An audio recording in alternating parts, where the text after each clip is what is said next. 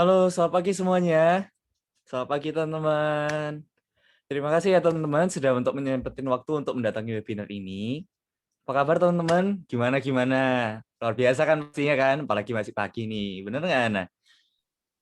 Bener banget. Walaupun masih pagi nih ya, Niko, tapi pastinya teman-teman udah siap untuk terima ilmu yang keren-keren banget ya. Dan kita ucapkan selamat datang ya buat Bapak, Ibu, dan teman-teman yang sudah join. Kami mau ngajak teman-teman untuk rename akun Zoom dengan format nama strip instansi. Jadi misalnya teman-teman instansinya itu bisa diisi dari nama universitas, sekolah, ataupun kalau umum bisa langsung aja tulis umum. Kayak misalnya contohnya teman-teman bisa lihat format namaku Hana, terus aku dari Binus. Nah, tinggal tulis aja nama Hana strip Binus. Kayak gitu, teman-teman.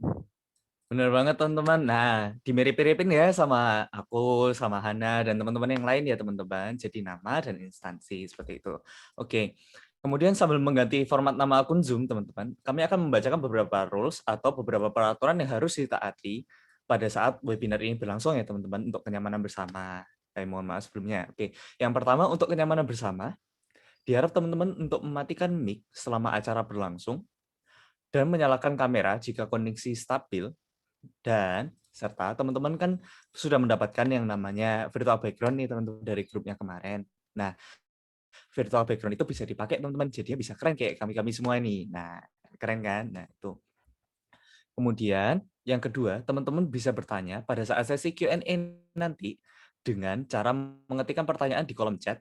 Nanti akan dibantu oleh kami berdua untuk jawab langsung sama pembicaranya. Seperti itu, teman-teman. Enggak Yes, ada? Gimana? bener banget. Dan selanjutnya peraturan yang ketiga, ini teman-teman perlu perhatiin baik-baik ya. Exit form dan sertifikat akan diberikan pada akhir acara. Jadi pastiin teman-teman ikut acaranya dari awal sampai akhir tanpa skip atau keluar Zoom di tengah-tengah acaranya. Karena pasti bakalan rugi banget teman-teman. Dan yang keempat, peserta yang tidak mengisi exit form tidak mendapatkan sertifikat. Jadi pastikan teman-teman stay sampai di akhir acara dan teman-teman isi exit form dan nantinya teman-teman akan didata untuk mendapatkan sertifikat gitu. Nah, peraturan ini wajib teman-teman taati bersama ya karena untuk kenyamanan kita bersama gitu. Oh iya Niko, ya ampun sampai lupa ya. Kita belum memperkenalkan diri ya. Oh iya, nah aku juga lupa loh. Ih, parah banget. Oke, halo teman-teman. Perkenalkan namaku Hana Olivia dari B24 dari program studi Communication. Dan aku Niko dari program studi Computer Science sama B24 juga.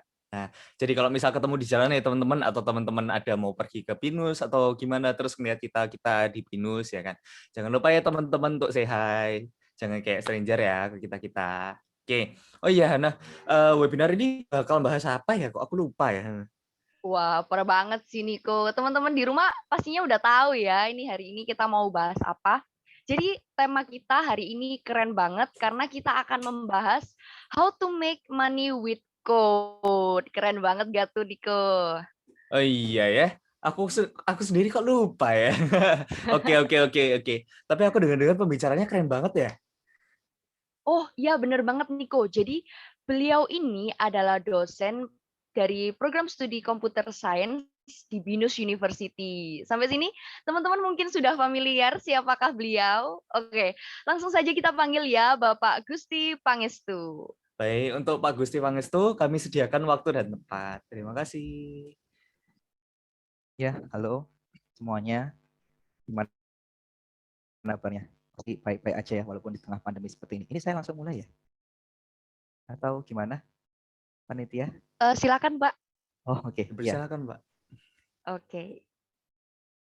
Oke, mungkin saya akan awali dengan yang pertama, salam ya, selamat pagi, semangat selalu semuanya. Di tengah-tengah pandemi ini kita masih diberikan kesempatan untuk saling bertatap muka walaupun via virtual, tapi harapannya tetap selalu semangat ya, yang dari BINUS, yang dari luar BINUS, yang dari Jawa, dari luar Jawa, semangat pagi. Semoga selalu diberkahi dengan keselamatan, kebahagiaan. Ya. Pada bagian ini saya kebagian menjadi pengisi materi, dan saya sangat berterima kasih kepada Info ya dan teman-teman mahasiswa BINUS karena saya diberikan kesempatan untuk sharing ilmu ya, sharing ilmu dan sharing pengalaman saya kepada teman-teman yang ada di sini semua. Saya panggil teman-teman ya biar lebih akrab. Nah, pada pagi hari ini saya juga akan membawakan sebuah tema tentang how to make money with code. Ya, darinya saja kita sudah bisa membayangkan seberapa seberapa pentingnya code ya zaman sekarang ini. Ya. Apa yang sih yang nggak ada, yang nggak pakai code sekarang? Kita nge-zoom sekarang juga disusun berdasarkan code. Oke, langsung saja saya izin share screen ya. Ini sudah terlihat ya? Sudah, Pak? Sudah terlihat. Ya. How to make money with code. Oke. Sebelumnya saya ada disclaimer ya. Ya. Sebelumnya pemateri sampaikan kepada peserta terlebih dahulu materi ini bukanlah tentang menghasilkan uang yang banyak hanya dengan menggunakan beberapa baris kode. Namun lebih dari itu materi ini mengajak Anda semua teman-teman yang ada di sini untuk berpikir jauh ke depan dan terbuka. Perlu diketahui juga materi ini nanti akan berisikan 60% wawasan, ya 30% renungan untuk kita, dan 10% pengalaman kecil dari saya. Jadi semangat dan selamat mendengarkan dari ini. Ya, ini ada yang tahu kan? Ini Chinese Wanpan ya, atau bahasa Indonesia-nya ada yang bilang Simpoa. Kenapa kok saya letakkan Simpoa ini di awal? Ya? Karena ini merupakan cikal bakal komputer pertama yang ada di dunia saat ini. Kenapa kok saya bilang ini komputer? Karena hanya melalui butiran-butiran di Simpoa ini orang bisa menyimpan ya, dan orang bisa melakukan semacam proses untuk perhitungan. Ya, kalau Simpoa ini bisa kita gunakan untuk penjumlahan, pengurangan, ya, even perkalian juga. Ya. Walaupun kelihatannya ini sepele, tapi inilah cikal bakal manusia, dia bisa membuat sebuah hal yang jauh lebih besar lagi yang kita nikmati sekarang ini. Lalu ini adalah kita belajar tentang sejarah dulu ya. Jadi kenapa kok kita belajar tentang sejarah? Karena apa yang akan kita lakukan kalau kita nggak tahu sejarahnya, kita nggak tahu asal muasalnya, itu kita akan hambar. Jadi kita nggak ada semangat untuk melanjutkan. Ya teman-teman di sini saya rasa ini banyak yang dari basicnya mungkin komputer ya. Kalau saya lihat karena namanya aja judulnya dari code ya, dan orang yang tertarik biasanya ya orang yang mungkin sudah nyemplung atau sudah mengetahui apa itu code ya, dan berusaha bagaimana biar code ini nanti biar ilmu codingnya ini bisa bermanfaat bagi dirinya ataupun bagi orang lain. Nah ini namanya Charles Babbage. Charles Babbage ya, saya ejaannya Charles Babbage gitu. Beliau lahir tahun 1791, 26 Desember ya, dan wafat 18 Oktober 1871. Dan beliau ini dipanggil sebagai Bapak Komputer. Bapak Komputer. Jadi kalau kita selama ini pakai komputer, pakai laptop, main game, main PC ya, tapi kita nggak tahu siapa sih sebenarnya pencetus awal komputer ini. Ya. Nah sekarang mungkin yang belum tahu, teman-teman bisa tahu sekarang ada yang namanya Charles Babbage. Jadi kalau ditanyain orang, ini komputer asal muasalnya gimana ya ceritanya ya? Teman-teman bisa cerita. Ini loh asal muasalnya adalah dari beliau ini. Jadi beliau ini membuat sebuah mesin ya yang bernama difference machines. Walaupun mungkin kelihatannya rumit ya. Kalau ini misalnya di belakangnya itu, yang di sebelahnya itu mesinnya diisi dengan angka-angka dan gear ya. Jadi kayak diperputar gitu. Kelihatannya rumit, tapi pada zaman itu ya memang rumit sih pada zaman itu. Tapi output yang dihasilkan dari mesin yang rumit ini tidak sefluktuatif sekarang. Kalau sekarang kita bisa ngapain aja, kita bisa hitung angka yang bermacam-macam, kita bisa melakukan operasi matematika yang bermacam-macam juga. Tapi kalau zaman dulu mesin sebesar ini dia hanya bisa melakukan satu kali proses saja. Jadi tujuannya jelas, mesin ini untuk ini, mesin itu untuk ini. Jadi cuman hanya satu mesin, satu tujuan gitu aja. Nah, lalu ini siapa ini? Gambarnya lukisan. dan orangnya cantik banget ya. Dari lukisannya sudah terlihat kalau cantik. Ini namanya Ada Lovelace. Ada Lovelace, kalau teman-teman mungkin pernah belajar buku sejarah, Ada Lovelace ini adalah salah satu first developer in the world ya. Jadi dia dia satu-satunya orang pertama kali ya mengcode dari cewek, bayangin cewek ya, satu-satunya cewek pada saat itu dia melakukan semacam coding awal ya. Walaupun mungkin kita tidak bisa membayangkan codingnya seperti apa udah zaman dulu. Kalau sekarang kan orang sudah enak banget tinggal duduk di komputer, udah ngoding ya. Walaupun codingnya merah-merah tapi tetap jalan terus gitu.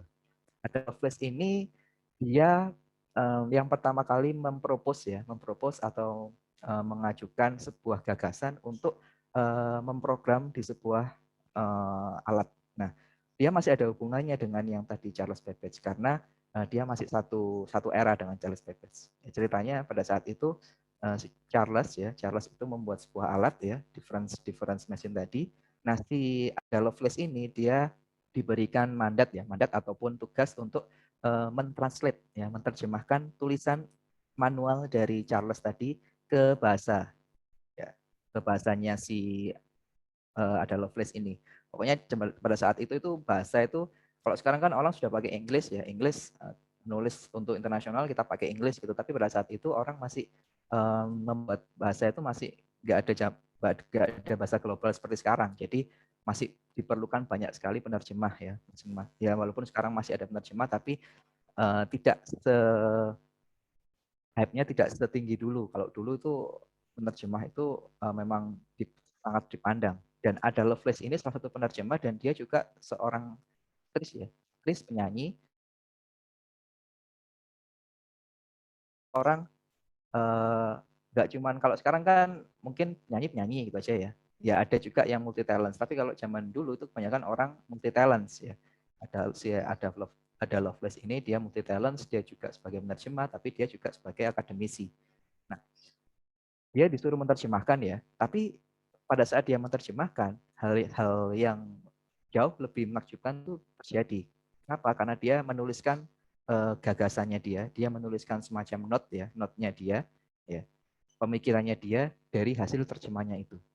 Dan yang lebih mengagetkan lagi, note-nya dia atau gagasannya dia yang ditulis itu ukurannya atau banyaknya 3 kali lebih banyak daripada yang dia terjemahkan. Bayangin, gagasannya aja 3 kali lebih banyak. Dia menggagas bahwa suatu alat itu dapat diprogram sesuai dengan keinginan manusia. Ya, jadi misalkan ada alat kita nggak tahu tujuan alat itu apa. Nah, manusia ini memprogram alat itu tadi. Ya, tujuannya apa? Untuk mendeskripsikan ke program bahwa nanti kalau ada input ini, kamu harus kerjain itu dan hasilnya adalah keluar hasil itu. Itu namanya program. Jadi kita mendeskripsikan kepada komputer, komputer, saya punya data ini, saya pengennya nanti datanya diolah seperti ini, dan kamu harus melakukan itu, dan hasilnya harus jadi seperti ini. Gitu. Ya, itu program, itu code yang kita pelajari di BINUS, yang anak-anak computer science pasti tahu ya.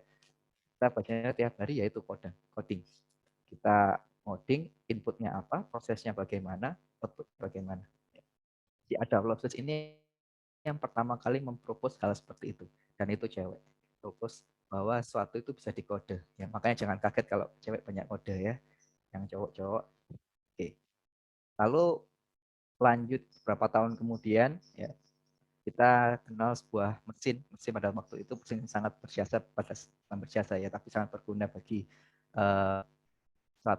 negara yang menggunakan mesin ini ya. Dia digunakan untuk mendekode kata sandi pada saat Perang Dunia II.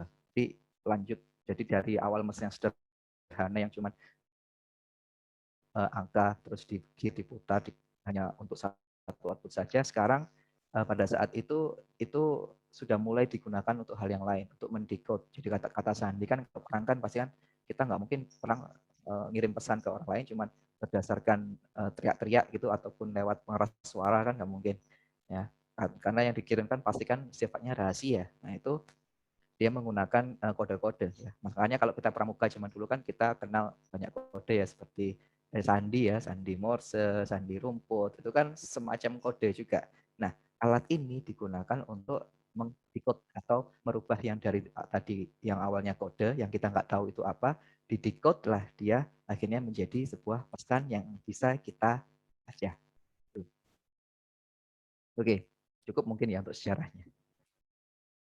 Nah, kita masuk ke zaman sekarang. Kita awali dengan sebuah diagram ya, sebuah diagram yang menunjukkan total dari developer dunia. Satunya adalah million.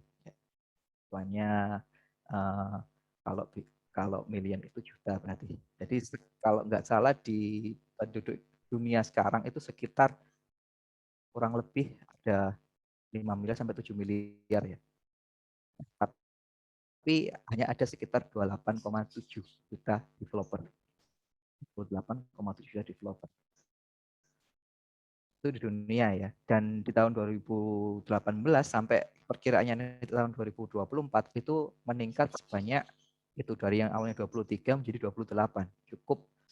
Cukup banyak ya, karena ya mau nggak mau zaman sekarang semuanya butuh teknologi dan jumlah developer itu harusnya mengikuti jumlah permintaan dunia juga. Dunia semakin meminta orang-orang yang memiliki kemampuan untuk code, ya orang-orang yang memiliki kemampuan untuk problem solving, dan harusnya dunia bisa merespon itu, akademisi bisa merespon, industri juga bisa merespon. Nah, lalu ini ada game developer ya. Kita masuk game developer ini sekedar review aja bahwa di developer itu tidak merta-merta cuma data gitu, tapi juga ada game. Selama ini teman-teman yang suka main game ya, jangan lupa game itu dibangun berdasarkan kode-kode ya. Walaupun kelihatannya grafik bagus seperti itu, tapi di balik itu semua itu kode juga. Ya, semua itu kode. Yang suka main Valorant ya, main Dota, main apalagi Genshin Impact, banyak anak gamer. Yang sama saya juga gamer kok. Kita lihat tahun 2014 sampai 2019 ya. Ini persentase laki-laki dan perempuan. Nah, ini yang pertama mempropos developing ya. Yang pertama mempropos sebuah cara untuk mengcode ya, memerintah mesin itu cewek. Tapi sekarang kenyataannya malah banyakkan cowok yang coding. Nggak tahu ini cowok suka coding ini gimana. 2014 laki-laki 76%, ya, perempuannya 22%. Lalu 2019 tetap masih ya, walaupun ada peningkatan ya, wanita sudah mulai meningkat persentasenya, sudah mulai naik kesadaran wanita bahwa code ini adalah masa depan. Ya, code ini adalah masa depan. Nanti kita tahu alasannya kenapa kok saya bilang sekarang code adalah masa depan. Ini developer based on gender, melanjutkan tadi bahwa laki-laki masih mendominan ya di sini, hampir 80 ya hampir 90% lah. Hampir 90% itu laki-laki, dan perempuan mungkin masih belum muncul ya, perempuan-perempuan hebat ya, masih belum muncul perempuan-perempuan hebat yang bisa mengalahkan si jumlah laki-laki ini. Ya, maupun masih bersembunyi posisinya seperti itu. Ingat bahwa tadi yang pertama mempropos itu cewek bukan cowok. Nah, lalu sekarang kalau kita lihat aplikasi yang di-download nih. Dari tahun 2016 sampai tahun 2020 itu lonjakannya sangat luar biasa. Kalau kita lihat tahun 2016 ini satuannya billion ya. Billion, 2016 itu 140 billion ya. Tahun 2020 dia 214 billion. Ya, hampir 2 kali lipat lah, ya 1,5 kali lipat ya. 2016 ke 2020, dan dipengaruhi oleh banyak hal. Kalau kita lihat, apalagi tahun 2020 masa pandemi, ya, orang disuruh di rumah, akhirnya apapun yang dilakukan, pekerjaan, sekolah, dan sebagainya membutuhkan HP. Kalau dulu mungkin di sekolah-sekolah, saya masih ingat, itu kalau ketahuan bawa HP itu hukumannya HP-nya dirampas gitu ya. Sekarang kebalikannya. Sekolah menganjurkan anak-anak punya HP. Kalau dulu HP dilarang-larang, sekarang malah disuruh-suruh pakai HP karena sekolahnya online, kuliahnya online dan sebagainya. Jadi orang harus punya device, punya gadget untuk itu semua. Dan tadi yang dilakukan tadi ya, yang dilakukan tadi menggunakan software, pakai Zoom kita sekarang ini, terus silakan pakai yang lain, mengerjakan tugas di Word, di Excel, itu semuanya pakai software yang dibangun di atas kode-kode. Diingat, hari ini kita akan bahas kode-kode terus ya. Terus kita lihat sekarang nih, kita eranya sekarang ada di industri 4.0. Kalau kita kilas balik sejarah ya, industri pertama itu dimulai dari industri 1.0 ya atau 1.0, di mana itu pada tahun 1784 ya, pada saat itu ya, era industri di Eropa dan Amerika ya, itu orang menggunakan mekanik sederhana ya, misalkan mekanik sederhana itu ya cuman ya satu mesin satu tujuan ya, terus cuma mungkin gerak aja pakai gear, dan pokoknya sederhana banget. Bertahun-tahun kemudian lanjut ke 1870, industri sudah masuk ke industri 2.0 ya. Di sini industri yang awalnya cuma sederhana, cuma untuk mungkin membuat kayu ya, memotong kayu dan sebagainya. Industri 2.0 itu sudah mulai berkembang ke mesin yang lumayan sederhana ya. Mesin yang lumayan sederhana, mulai ada mobil ya, mulai ada apa itu namanya yang enggak itu kayak kalau kita nge-gym buat lari itu kan ada kayak gerak. Nah itu jadi mulai ada perkembangan yang cukup pesat pada industri 2.0, dan itu udah mulai diproduksi massal dan udah mulai adanya electrical engine, electrical energy. Kalau zaman yang industri 1.0 mungkin elektrik atau listrik itu masih sangat mahal ya, masih beberapa orang aja yang bukan menggunakan tapi dikembangkan masih ya. Tapi kalau industri 2.0 itu sudah mulai digunakan secara massal listrik. Lalu berlanjut ke era 1969 ya, tahun 90-an, tahun 90-an, tahun 90-an masih masuk era industri 3.0 ya, di mana itu industri komputer digunakan untuk tadi mengcoding ya, membuat suatu coding untuk mesin itu bisa bergerak sesuai dengan keinginan atau keinginan manusia, yaitu industri 3.0 ya, dengan menggunakan komputer dan elektronik. Pada saat itu masih baru banget ya, masih sekitar mungkin saya lahir tahun 95 ya, pada saat saya lahir itulah masih pakai ini. Tapi sekarang ya, yang dulu mungkin komputer itu sudah menjadi barang yang sangat wow banget ya, jadi mahal dan sebagainya. Sekarang komputer sudah mulai murah, harganya sudah turun. Semua orang bahkan sudah punya komputer ya. Semua orang, hampir semua orang, saya nggak bicara semua orang ya, hampir semua orang itu sudah punya komputer. Apa device-nya? Device-nya itu komputer ya. HP kita itu komputer ya. Semakin kecil bendanya, semakin efektif penggunaannya, semakin besar kemampuannya. Itu yang ada, yang kita hadapi sekarang ini. Dan sekarang itu sudah mulai masuk ke industri 4.0. Nah, disinilah kemampuan orang ya untuk otomasi, untuk membuat sebuah hal yang sesuai dengan keinginan manusia itu dibutuhkan. Oke lah, di industri 3.0 memang sudah dibutuhkan ya.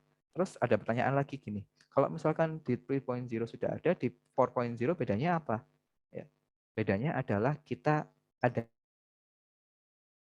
integrasi. Apa? Integrasi antar mesin ya, antar device dan manusia. Jadi kalau zaman 3.0 itu cuma manusia mengkontrol mesin ini aja jalan gitu. Tapi kalau 4.0 itu mesin saling berhubungan dengan yang lain, dengan manusia, dan itu manusia tugasnya akan semakin tergerus oleh mesin, akan semakin tergantikan. Ya, fakta ini. Ya, kenapa kok ada beberapa, kalau misalkan teman-teman rajin baca berita itu mengatakan bahwa manusia esok manusia akan tergantikan oleh robot. Ya. Dan itu bisa terjadi. Manusia memang akan tergantikan oleh robot. Zaman dulu mungkin orang packaging suatu makanan mungkin masih manual. Tapi setelah adanya mesin, setelah adanya teknologi, hal packaging tadi digantikan oleh mesin, dan manusia dia sudah nggak ada tempat lagi untuk bekerja, mungkin mencari nafkah. Kalau manusia itu tidak berkembang, ya.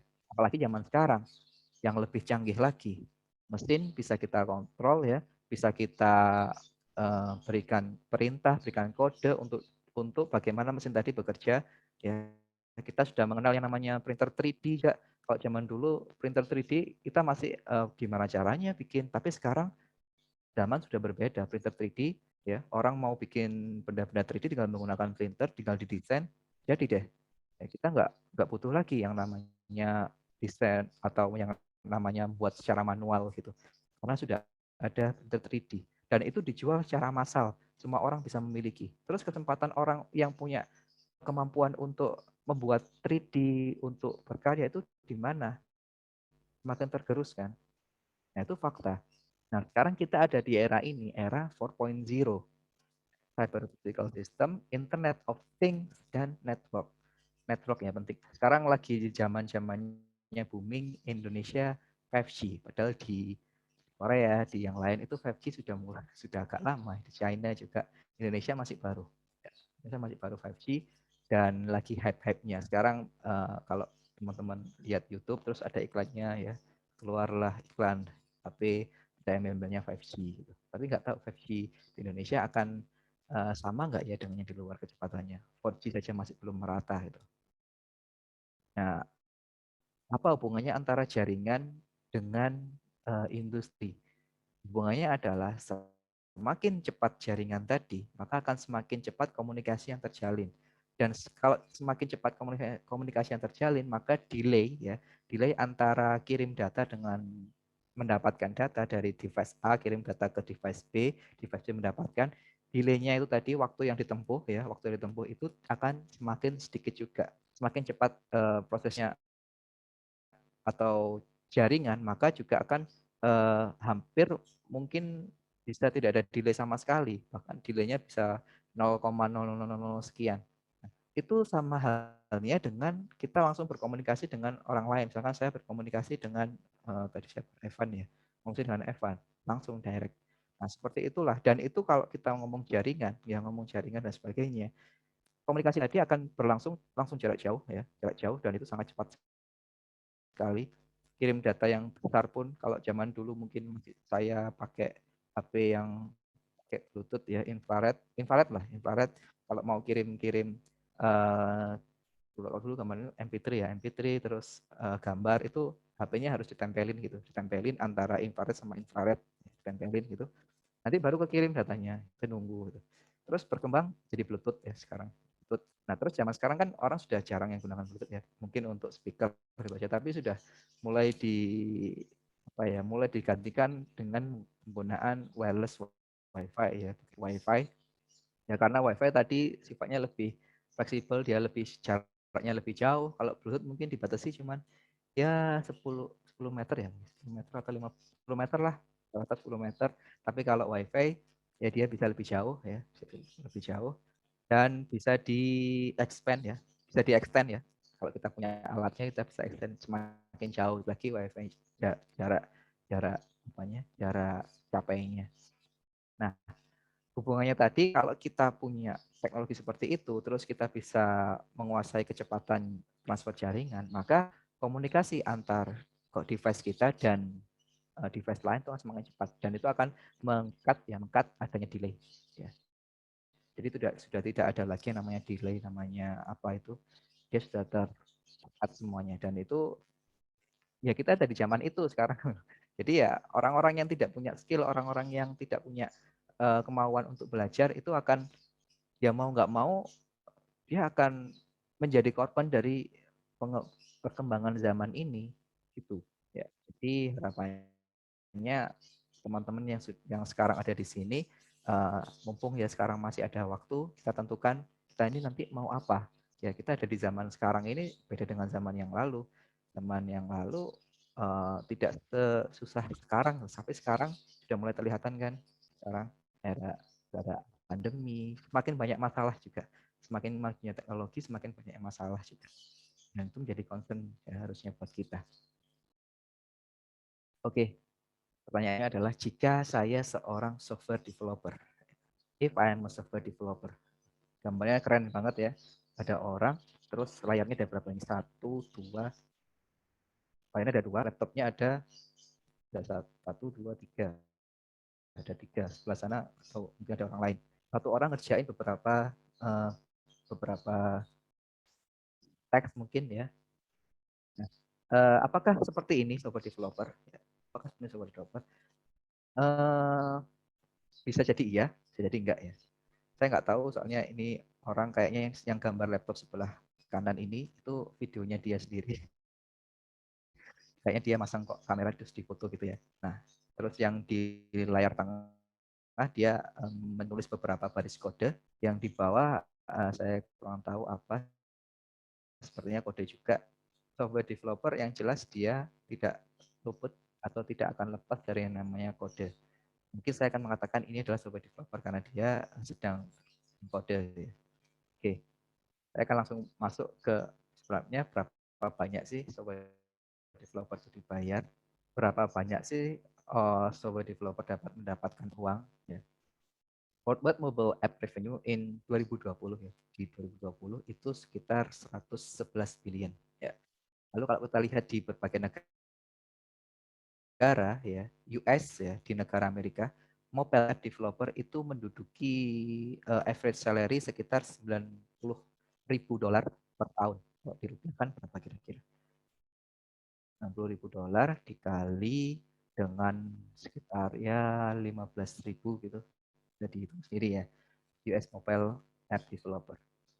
Lalu ada Indian, saya lompati dulu.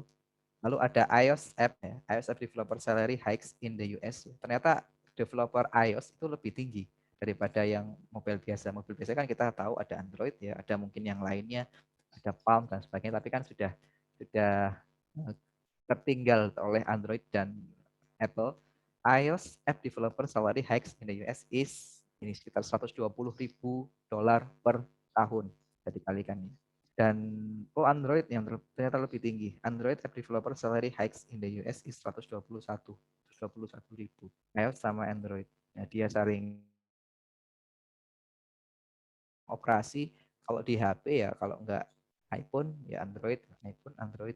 Kayak para fanboy dari mereka tuh kayak perang sendiri gitu. Padahal ya produknya ya enggak gitu amat gitu. Enggak yang suruh gitu amat. Tapi yang justru yang penggemarnya itu malah sendiri. Para fanboy sama Android yang ke Android. Nah, terus kita lihatnya ada yang menarik di sini, ada Indian mobile app developer average salary is $4. $4.000 per tahun. $4.000 per tahun. Sangat jauh nggak? Sangat jauh. Ini saya tidak mengatakan bahwa India negara terbelakang. Enggak. India itu negara yang sangat pintar. Ya. Kenapa kok bisa seperti ini? Kok bisa dia rendah ya, $4.000 per tahun dibandingkan dengan di Amerika. Bahkan kalau kita tahu sekarang CEO-nya Google itu orang India gitu. India itu orang sangat pintar dan negaranya kalau di Asia bisa dikatakan negara yang lebih maju daripada negara-negara yang lain. Banding dengan China dan Jepang, Korea juga, Singapura, India. Tapi kenapa kok dia tingkat salary-nya itu yang kalau kita lihat di sini dari perbandingan dengan Amerika, dia jauh lebih rendah daripada Amerika. Bandingin antara 4.000 per tahun dengan 120.000 per tahun. Tuh. Banyak banget perbandingannya. Itu kenapa? Karena di India jumlah developer itu sangat tinggi. Di India jumlah developer sangat tinggi. Teman-teman yang computer science, yang jurusan TI ya, itu kalau lihat misalkan Anda kesulitan misalkan tugasnya dari dosen gitu, suruh bikin aplikasi misalkan, terus Anda nggak bisa gitu, Anda nggak bisa, pasti kan googling kan. Ketika Anda googling, terus Anda cari, keluar rekomendasi beberapa. Ada yang halaman website dan sebagainya. Lalu mungkin Anda buka yang video, karena Anda lebih suka video aja lebih enak. Lihat di video itu seberapa banyak orang India yang bikin video tutorial hal itu. Pasti lebih banyak daripada bule-bule yang bikin orang India. Karena di India jumlah developer tuh sangat banyak. Orangnya itu orang yang sangat kreatif di India. Saking kreatifnya akhirnya banyak orang kreatif.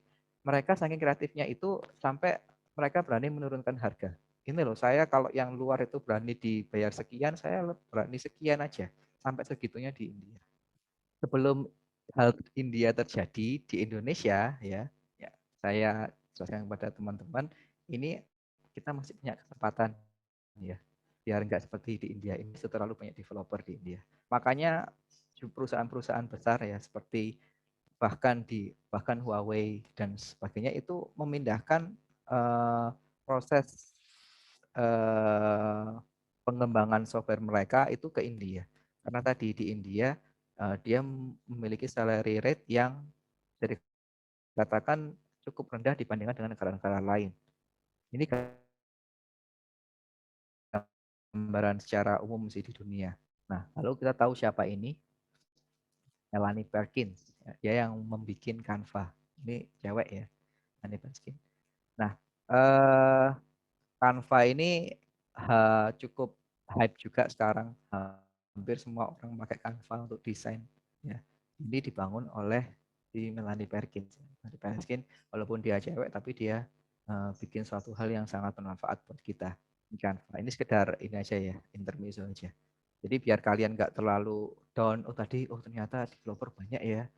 Tapi jangan khawatir, kalau kalian memiliki suatu ide, kalian memiliki suatu gagasan, kalian bisa menjadi orang yang bermanfaat bagi orang lain juga dan bahkan bagi dunia, seperti contohnya Melanie Perkins ini. Ya, kita kembali ke itu tadi, gaji-gajian. Ya. Nah, kita hari ini temanya kalau ya, kan ada money-nya kan, money, money, money. Nah, ini kita coba bahas salary of developer Indonesia. Ya, ini secara umum ya, saya nggak tahu detailnya kalau di setiap perusahaan seperti apa. Ya, Pak, saya rasa setiap perusahaan pasti ada tingkatan-tingkatan ya, itu dari sisi seberapa lama dia kerja, tingkatannya bagaimana, apakah dia junior atau senior, ya atau yang lainnya, ya.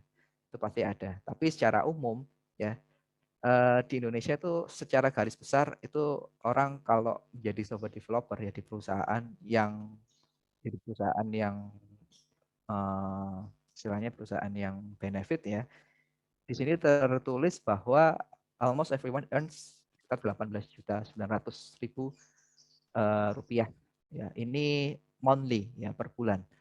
Kalau per tahun silakan dikalikan 12 ya, sekitar berapa dapatnya. Cukup besar ya, cukup besar. 18.900.000 ini average monthly rata-rata.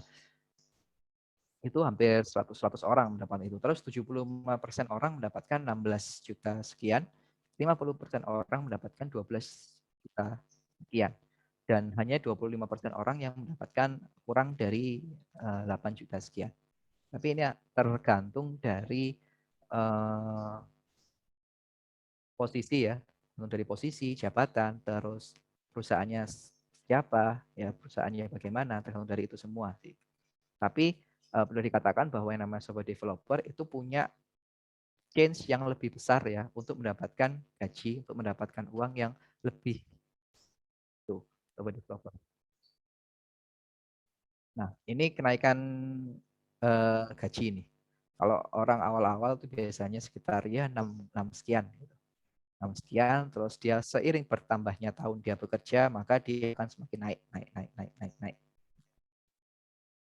Jadi tadi kenapa saya bilang itu dipengaruhi oleh beberapa hal ya ini tadi.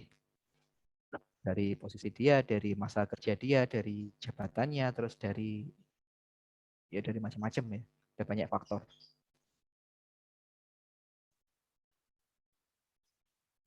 Lalu kita akan bahas di sini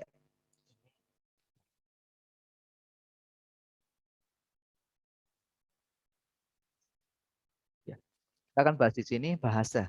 Jadi kalau teman-teman mungkin yang masih belum tahu IT ya, yang dari SMA, yang dari sekolah mau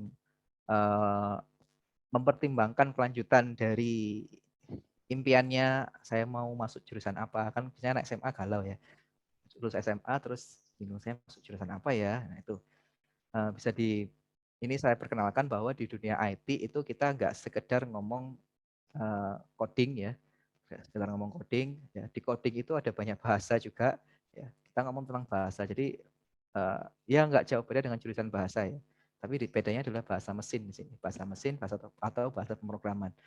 Itu kalau kita lihat di sini ya, berdasarkan gaji yang didapat. Orang yang menguasai bahasa Scale ya, Scale itu memiliki gaji yang jauh lebih tinggi ya daripada bahasa-bahasa lain. Karena kita lihat di sini semakin dari atas itu yang paling tinggi dan kalau ke bawah itu semakin rendah gajinya. Rendah sih tapi ini 97K per tahun tuh ya gede banget kan. Ya gede gajinya. Tapi di antara yang besar itu ada yang lebih besar yaitu yang menguasai program Scale. Scale ini biasanya Scale, Go itu digunakan untuk data science dan sebagainya. Scale ini cukup booming ya. Jadi dia selain untuk data, pengolahan data, dia juga bisa sebagai program yang digunakan untuk pengembangan mobile dan lainnya. Dan itu kalau kita lihat ini 150K per tahun. 150K per tahun untuk Scale. Lalu di peringkat kedua ada Go ya. Peringkat ketiga ada Objective-C, lalu Kotlin ya. Mesti familiar dengan Kotlin ya. Kalau yang Android itu kita pakai Kotlin ya. Walaupun lu kan Android pakai Java, iya pakai Java dulu. Sekarang Java sudah dinomor 2-kan oleh Google. Oleh Android. Nomor 1 kan adalah Kotlin. Ya, itu salahnya Android sendiri. Kenapa kok cari masalah salahnya Java sendiri, kenapa kok cari masalah sama Android. Ceritanya dulu Android menggunakan Java. Nah, prinsipnya Java ini kan Java itu open source ya. Jadi open source itu artinya semua orang bisa mengembangkan dan tidak dipungut biaya apapun. Java itu sudah free open source itu. Tapi oleh Android ya digunakan untuk mengembangkan sistem operasi Android ya. Terus sistem operasi Android tadi disebarluaskan dan dari situ banyak perusahaan yang mendapatkan keuntungan ya seperti penjualan handphone yang menggunakan Android mereka mendapatkan keuntungan. Nah, Java melihat hal itu tuh sebagai penafsiran yang salah dari ideologi mereka. Ideologi mereka mengatakan ini free untuk siapapun dan tidak dipungut biaya apapun. Ya, akhirnya dituntutlah si Google ini oleh Java. Dituntut, ternyata menang Java. Java menang dan Google harus membayar sekian. Akhirnya dibayar lah sama Google. Setelah itu mungkin Google dendam ya, mungkin dendam akhirnya Java ini yang dulu bahasa nomor 1 di Android. Kalau kita ngoding Android pasti pakai Java, akhirnya di nomor 2 kan. Ada satu bahasa yang naik namanya Kotlin gitu. Walaupun beberapa tahun yang lalu Kotlin masih sangat tidak familiar dengan para programmer ya, bahasanya yang dirasa itu cukup agak aneh gitu. Terus selain itu ya masih kurangnya dukungan tidak seperti Java. Java oleh Oracle kan, dan itu karena hampir semua orang itu bahasa pemrograman yang diajarkan itu adalah Java, akhirnya komunitasnya itu sangat banyak Java. Jadi Java masih menang situ. Tapi sekarang dia sudah mulai kewalahan karena Kotlin sudah mulai banyak dipelajari orang, banyak diterapkan di Android juga, dan memiliki beberapa keunggulan-keunggulan seperti kecepatan ya, terus kecepatan proses lebih ringan ya, dan sebagainya. Akhirnya Java ya mau nggak mau harus di urutan kedua. Jadi kalau kita buka dokumentasi dari di Android, kalau kita mau bikin aplikasi Android, itu ya bahasa yang pertama muncul adalah Kotlin. Kotlin. Are you using Kotlin? Kotlin. Kalau kamu pakai Kotlin, kamu silakan pakai ini loh, karena ini lebih cepat. Ya. Jadi kayak ya diperkenalkan sedemikian rupa Kotlin. Gitu. Nah, akhirnya sekarang Kotlin dia menduduki peringkat ke-4 dengan gaji tertinggi. Kotlin. Tertarik bikin program Android, ya Kotlin. Lalu Perl ya nomor selanjutnya, lalu ada Ruby ya, ada Rust. Rust ini menarik juga karena Rust sekarang sudah mulai naik daun ya. Jadi nggak tahu kedepannya seperti apa, tapi kalau sudah mulai naik daun ini, kalau semakin banyak orang menggunakan, biasanya akan semakin dibutuhkan. Jadi kita sebagai orang TI itu nggak bisa sekedar cuman diam karena saya sudah belajar Java, saya diam, enggak ya. Saya dulu waktu kuliah diajar Java, saya merasa Java ini, dulu dosen saya mengatakan Java ini akan digunakan tahun-tahun ke depan. Jadi orang kalau bisa Java bisa semuanya, nggak usah belajar yang lain-lain lagi. Ya udah saya yakin gitu, ya udah pakai Java. Tapi setelah saya lulus ya, saya merasa saya bisa Java gitu kan, Java terus ternyata enggak ya, berbeda. Industri sangat berbeda dengan apa yang kita pikirkan pada saat kita sekolah atau kuliah. Ya industri jauh berbeda dari situ. Ya, dari saat saya lulus itu saya, oh nggak bisa ya ternyata Java ini. Akhirnya saya belajar bahasa-bahasa yang lain yang itu lagi tren saat itu. Ya, saya belajar bahasa-bahasa lain dan ya ternyata sangat dibutuhkan bahasa-bahasa yang lain itu. Saya mulai dapat project ya, saya mulai mengerjakan itu dari bahasa-bahasa yang baru saja saya pelajari. Saya dapat belajar framework ya. Dan perlu diketahui, saya dulu waktu kuliah S1 jangan ditiru ya. Saya cuman kupu-kupu ya, kuliah pulang, nongkrong. Terus saya S1, akhirnya ya saya menguasai akademis, saya kuasai akademis, tapi saya tidak menguasai yang non akademis ya, seperti framework ya. Saya nggak tertarik framework, nggak ada gunanya, orang waktu kuliah aja itu nggak ada itu apa, nggak dinilai kok framework, nggak ada nilainya. Akhirnya saya cuma belajar yang buat kuliah aja. Jadi saya pintar di kelas ya, saya bisa di kelas, tapi saya tidak bisa jika saya harus membahas hal di luar kelas, itu saya nggak bisa. Ya, makanya ketika saya lulus saya bingung, mana ini? Akhirnya saya belajar mandiri dan dari situlah saya menyadari bahwa ketika kita kuliah itu adalah, atau ketika kita sekolah kuliah itu adalah masa-masa yang sangat berharga buat kita, bukan untuk main, tapi untuk mendalami sesuatu. Yang mendalami sesuatu, dan yang penting adalah kalau kita konsennya di TI, konsennya di computer science, kita pelajari apa sih yang sekarang lagi tren, apa sih sekarang yang banyak orang membahas, itu kita pelajari. Dan itu akan sangat berguna bagi kalian. Karena apa? Karena TI ini sangat terus berkembang, dan banyak orang yang masih belum peka terhadap perkembangan itu. Mereka masih nyaman di zona mereka. Saya sudah menguasai bahasa ini, ya itu aja. Saya menguasai PHP, udah pakai PHP aja selama. Sedangkan sekarang bikin web tidak hanya pakai PHP, tapi pakai beberapa bahasa yang lain.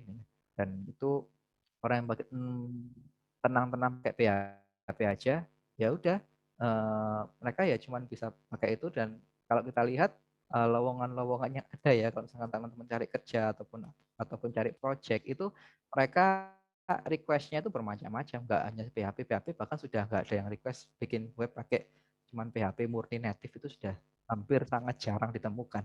Sekarang sudah mulai menggunakan framework ya, dan sudah mulai menggunakan bahasa-bahasa yang lain. Tuh. Di Swift, terus ada Haskell, ada Assembly, ya, ada Bash, C++, Java, sekian. Ada Python. Python adalah hype-nya tinggi Python, tapi karena Python itu memiliki performanya Python itu bisa dikatakan tidak baik ya, tidak bagus ya, kalah dengan yang lain. Kenapa? Karena Python ini dia berlayar-layar ya bahasanya itu. Jadi dia ada di layar yang atas, semakin Python ada di atas, semakin di atas sebuah bahasa pemrograman itu, komunikasi antar bahasa pemrograman itu dengan mesin itu akan semakin jauh kan jaraknya. Nah, karena Python ini ada di atas, akhirnya komunikasinya jauh, dan itu menyebabkan adanya penurunan performa. Berbeda dengan bahasa-bahasa yang dirancang, yang lainnya yang dirancang direct langsung komunikasi dengan mesin, dan itu akan menghasilkan performa yang tinggi. Nah, Python ini walaupun bahasanya mudah, bahasanya easy to learn ya, mudah dipelajari, mudah diaplikasikan, tapi dia memiliki performa yang tidak seberapa bagus. Python. Dan posisinya ada di bawahnya Java. Python sama Java lebih bagus mana performanya? Jelas lebih bagus Java ya, Python sama Java. Lagi kalau kita bandingkan Python dengan yang lain. Lalu ada TypeScript ya, ada JavaScript, ada C#, Dart, HTML, SQL, R, PHP, VBA. PHP itu yang cukup di bawah ya, PHP. Walaupun ini masih tinggi ya, perlu digarisbawahi, programmer itu gajinya masih tinggi ya, kecuali India. Programmer gajinya masih tinggi kecuali India. Di India karena sudah saking banyaknya programmer, hampir semua orang di sana mungkin developer ya, akhirnya kok bisa sampai segitu gitu gajinya. Mumpung di Indonesia masih belum, saya sarankan ke teman-teman, ayo belajar. Ayo belajar bahasa-bahasa yang baru, belajar framework yang baru, itu akan sangat berguna ketika kalian nanti bukan tidak harus menunggu kalian lulus ya. Kalian sekolah pun, kalau waktu kalian sekolah, waktu kalian kuliah, kalian sudah menguasai framework, apapun, kalian punya keberanian.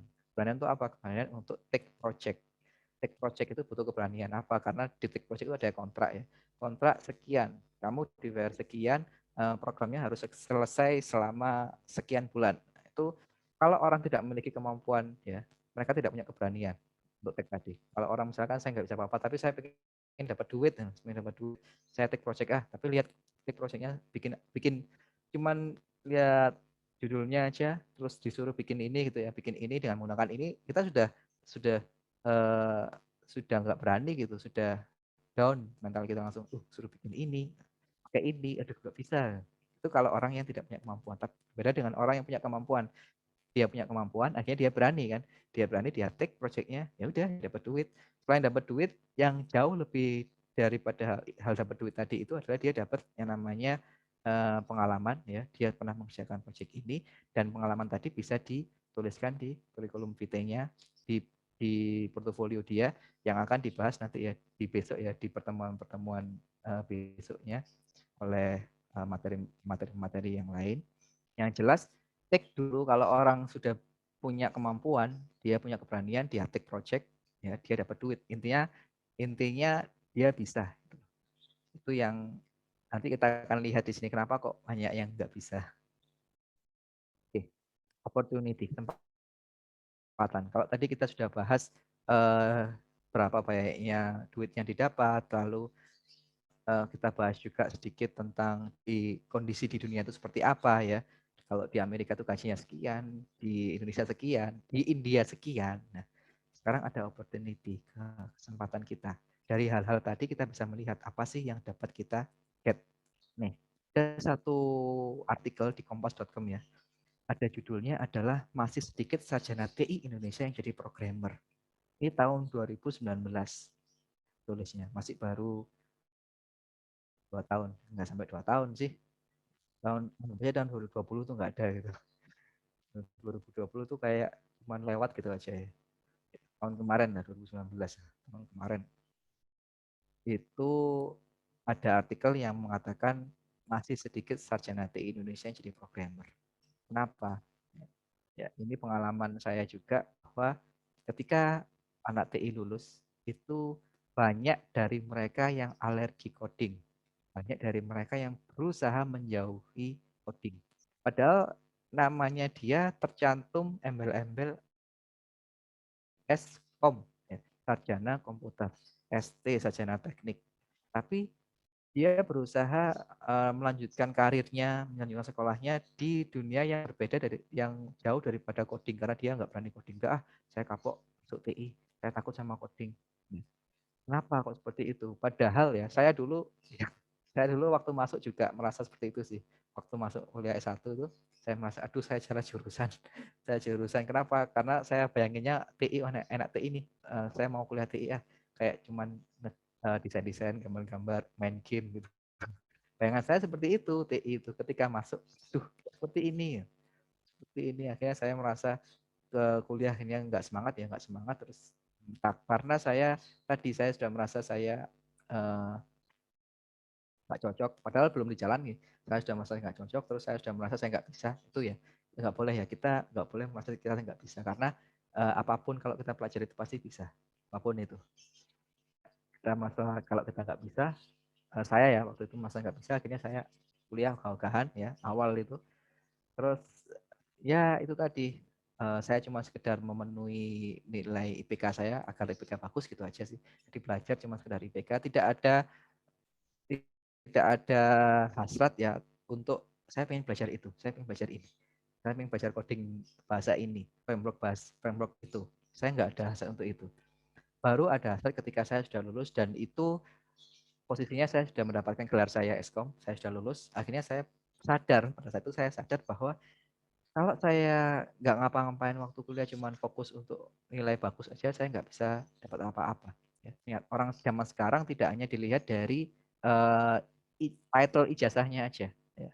Title ijazah sekarang udah nggak berguna. Title ijazah cuman untuk syarat administratif.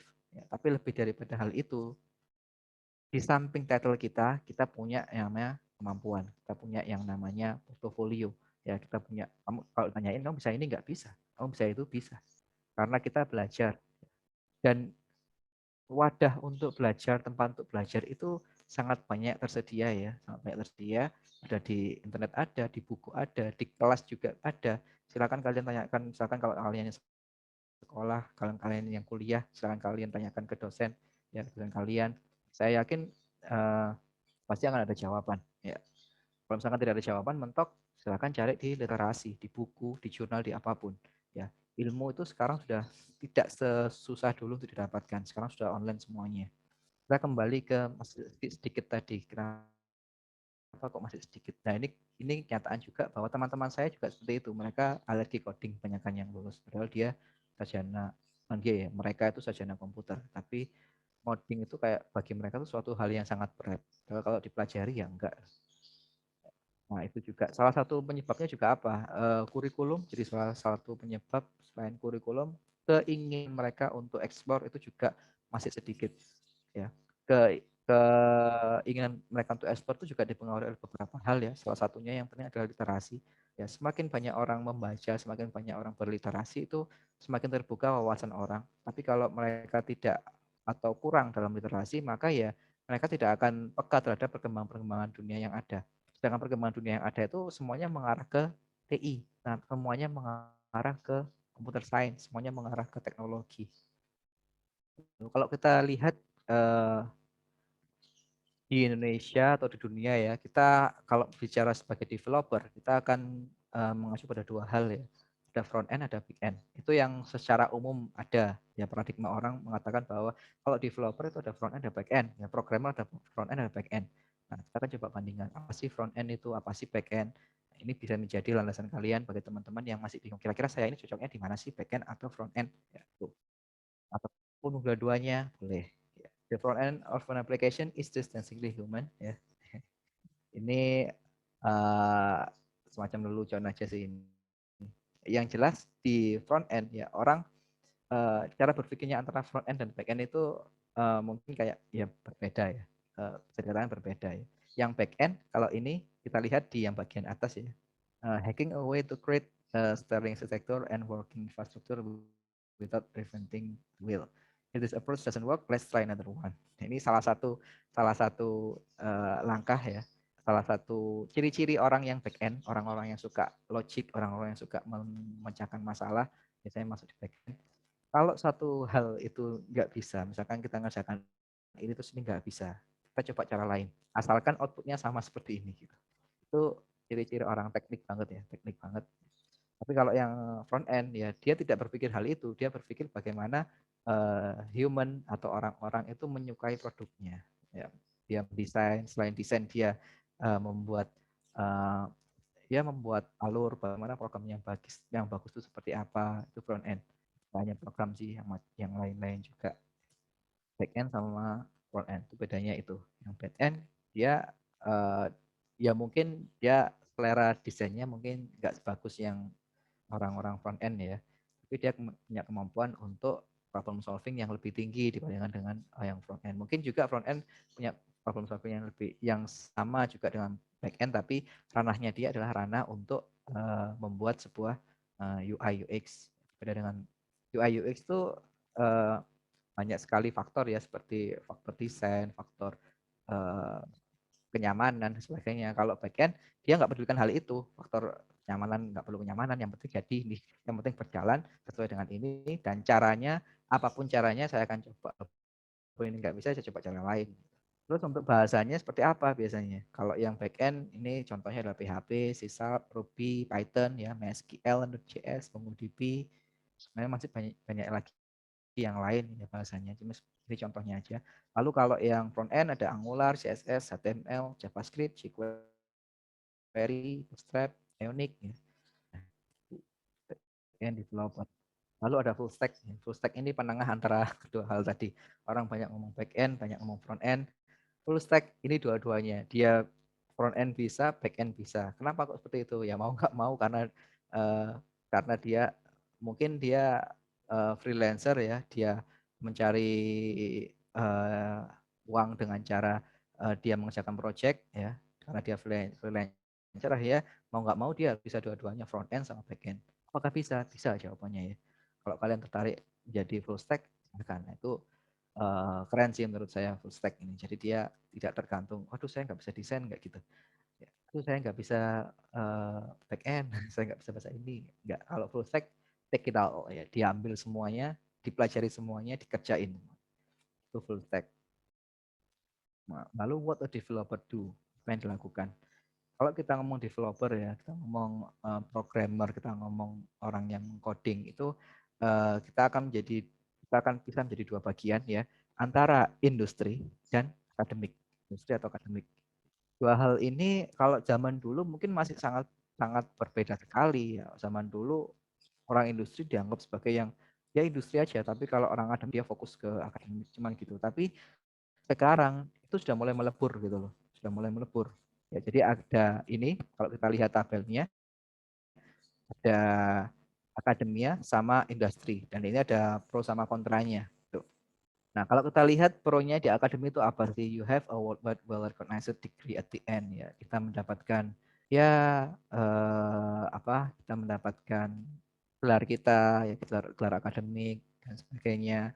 Tapi kalau yang industri mungkin dia tidak mendapatkan gelar akademik tapi dia mendapatkan lebih banyak money, lebih banyak uang.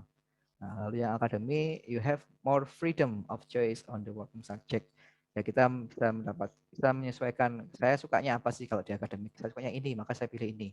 Tapi kalau di industri, ya you get to work on and solve the problems. Jadi kamu harus melihat real dunia itu pengennya ini, industri pengennya ini. Kamu harus bisa memecahkan hal ini karena yang diinginkan oleh dunia itu ini. Gitu. Tapi kalau akademis, enggak, dia lebih fleksibel. Itu untuk pro-nya. Untuk kontranya apa? Kalau akademis, you may end up overqualified for job positions. Ya, jadi karena kita di akademis itu sudah menentukan saya pengen ini, gitu ya. Akhirnya ketika kita masuk ke misalkan mencari kerja atau apa, itu sudah ada filternya gitu. Minimal SMA atau minimal S1 jurusan ini. Nah, itu kita nggak punya pilihan karena kita sudah menentukan jurusan kita sebelumnya. Ya, kalau misalkan jurusannya tidak sesuai dengan apa yang ada di request, ya udah nggak bisa gitu. Tapi kalau industri, there is a low chance of you returning to academy. Jadi kalau industri dia punya banyak uang, tapi karena dia punya banyak uang, dia punya banyak itu juga sih apa target. Akhirnya dia berusaha ya udah dia nggak bisa jarang untuk orang industri kembali ke akademik ya walaupun sekarang mungkin ada beberapa orang yang dari industri kembali ke akademik gitu ya mau kuliah lagi atau apa itu ada. Lalu akademik kontranya apalagi you waste the potential power of your youth with regards to performance and income. Ini bisa ya bisa enggak ya di akademik bukan berarti orang yang akademik itu membuang-buang waktunya ya tapi bisa aja iya kalau dia tidak niat sekolahnya tuh. Oke, nah balik ke kita bagaimana kita mendapatkan suatu project, bagaimana kita mendapatkan uang dengan menggunakan kemampuan kita. Ingat ya, dengan menggunakan kemampuan ya. Jadi kita kalau ingin mendapatkan sesuatu ya kita harus memiliki yang namanya kemampuan. Di sini ada dua website yang banyak digunakan orang ya, yang digunakan orang untuk mencari untuk membangun portofolio sama untuk mencari ya uang. Ya mungkin uangnya tidak sebanyak yang kalian kirakan misalnya dapat miliaran tuh enggak ya.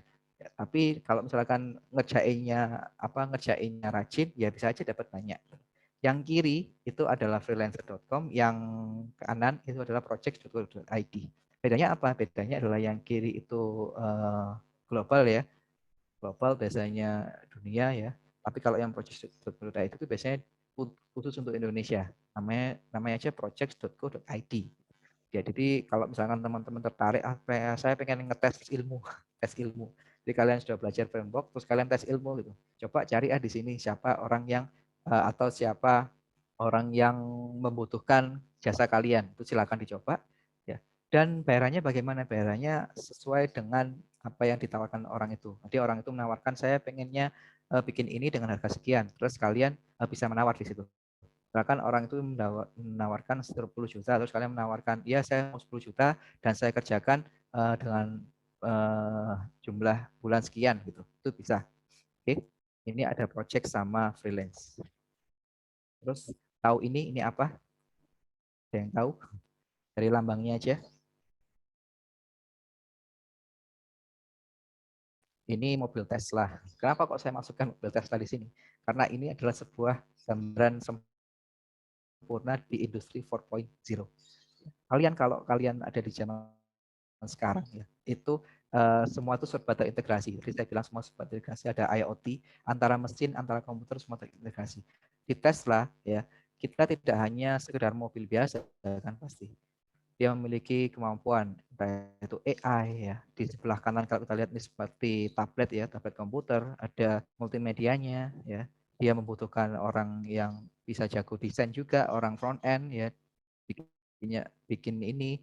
Terus selain itu dia ada mekaniknya ya, mekaniknya berupa mesin yang menggunakan energi listrik untuk berjalankan mobil. Lalu dilihat di sini ada gambar mobil ya, ada P ini. Nah, ini dia menggunakan teknologi juga, teknologi untuk apa? Sensor dan sebagainya. Nah, dari semua tadi, dari sensor-sensor, dari hal yang lain digabungkan jadi satu, diramu akhirnya oleh engineer atau oleh developer atau pengembang, dikembangkan menjadi sebuah teknologi baru yang sekarang lagi booming di Indonesia. Beli Tesla lewat Tokopedia. Masih banyak. Sekarang zamannya computer vision. Ya, computer vision. Lalu sekarang kalau kita lihat ini tadi, ini contohnya ya. Kalau yang Tesla kan kalau kalian pernah lihat bisa berjalan sendiri mobilnya itu. Ini dia bisa mendeteksi adanya ini orang, ini mobil, ini pohon, ini apa itu melalui computer vision dan AI. Ya. Tadi saya bilang bahwa ada beberapa sensor digabungkan ya, ini adalah tujuannya. Ini sensor kamera ya. Dia bisa, ini bahasa yang digunakan biasanya menggunakan Python ataupun C++ ya. Kebanyakan menggunakan C++ ya. Karena kalaupun ada di Python ya, itu berdasarkan bahasa yang diambil dari C++. Nah, lalu ada Internet of Things. Ya, Internet of Things ini yang tadi, ya, jadi semua hal itu digabungkan menjadi satu, yang jadi Internet of Things. Ya, biasanya menggunakan Raspberry, Arduino. Ya, ini contohnya aja sih Raspberry, Arduino. Walaupun kalau kita ingin industri yang lebih besar, kita tidak hanya menggunakan dua hal ini ya. Kita bisa menggunakan komputer, ya, komputer, mini komputer dan sebagainya yang lain. Lalu ada data science ya. Ini yang lagi booming sekarang data science ya, perusahaan-perusahaan besar membutuhkan banyak sekali engineer-engineer yang menguasai data science. Itu ini bisa menggunakan Python, menggunakan R ya, MATLAB ya. Orang bermain dengan data gitu aja, dan itu tidak terbatas hanya orang TI ya, yang data science ini, tapi juga bisa orang yang jurusan non TI, asalkan dia memiliki problem solving yang sesuai ya atau yang diinginkan, itu bisa. Lalu artificial intelligence ya, ini semua hal itu nggak akan lepas daripada artificial intelligence.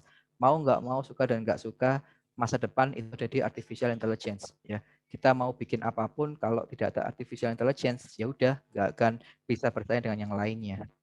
Ya, ini bahasa apapun pasti tujuannya adalah untuk membuat suatu artificial intelligence, dan dia bisa diterapkan dimanapun asalkan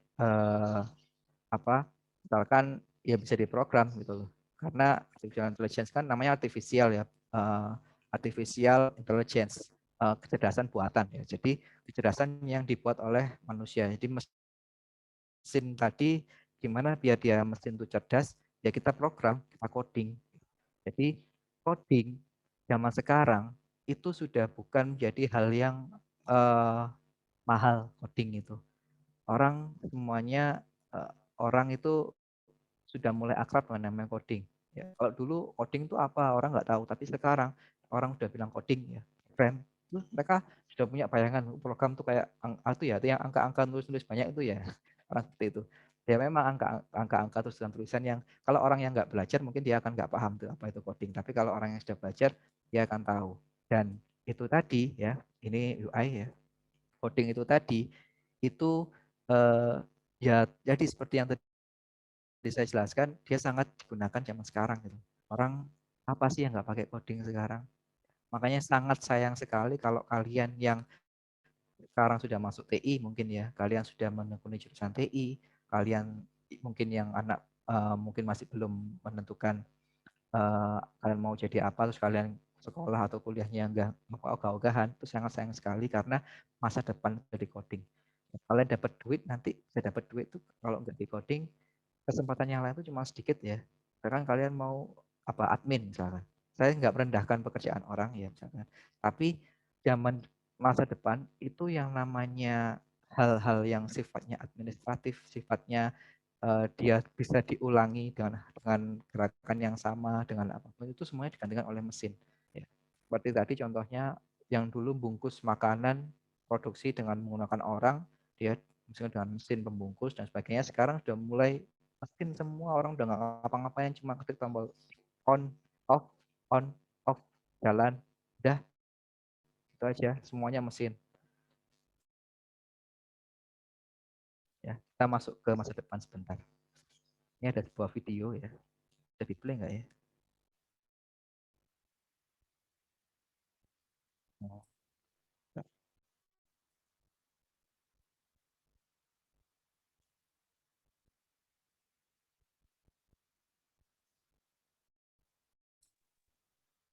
Butuh dibantu, Pak. Oh, bentar ini saya share sound ya.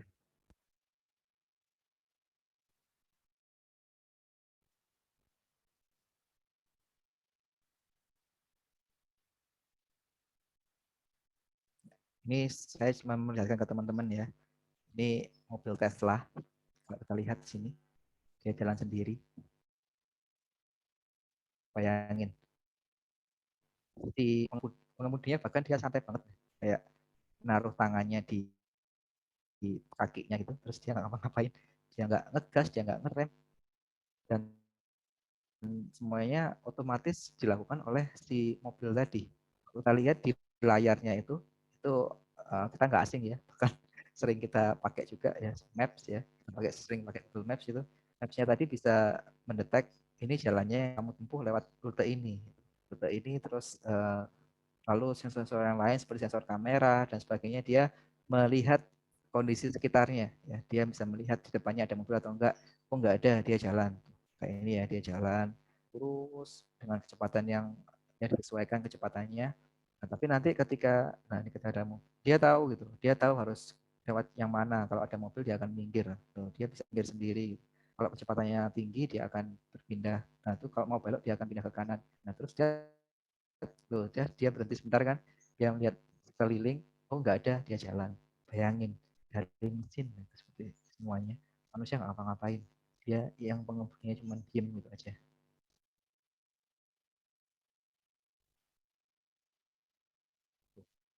Dia berhenti sebentar, dia lurus lagi, tuh.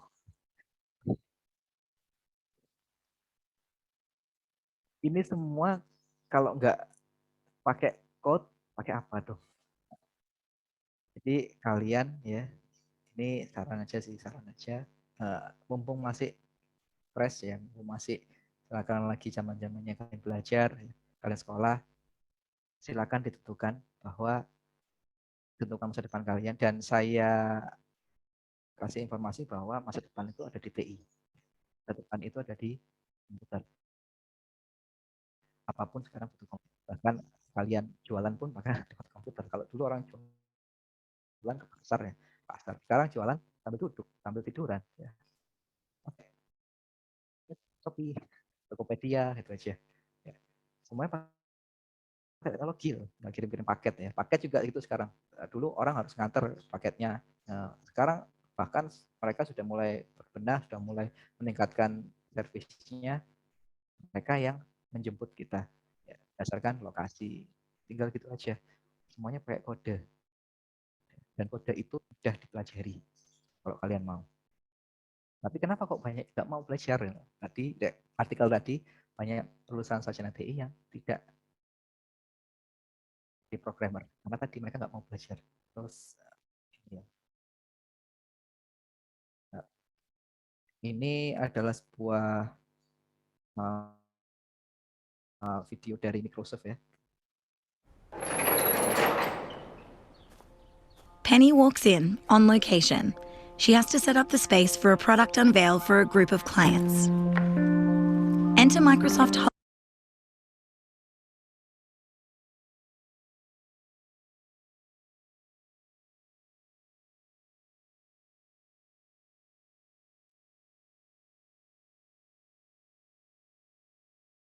Permisi Pak Gusti, videonya berhenti.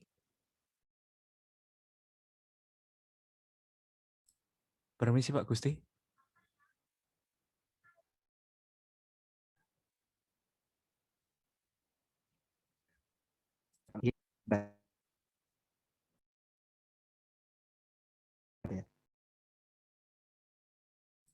Silakan Pak.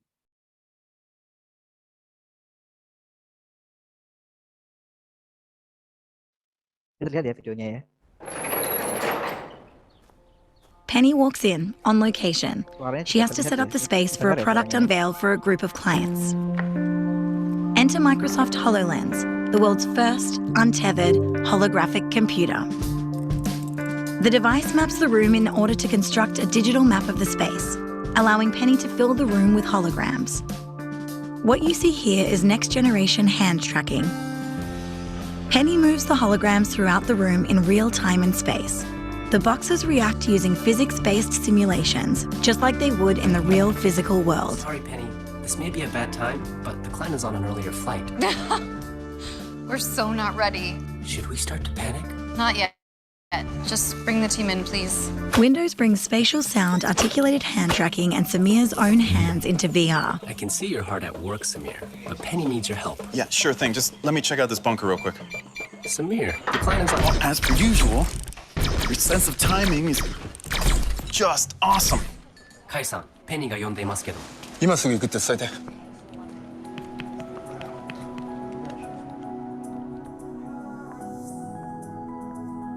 Kai joins the conversation as a hologram. Samir also appears as a 3D avatar, which he scanned himself using his phone. Cute. I try. So, how's it coming? It's not. This is the flagship store. It's gotta be unforgettable. Yeah, not exactly blowing my hair back.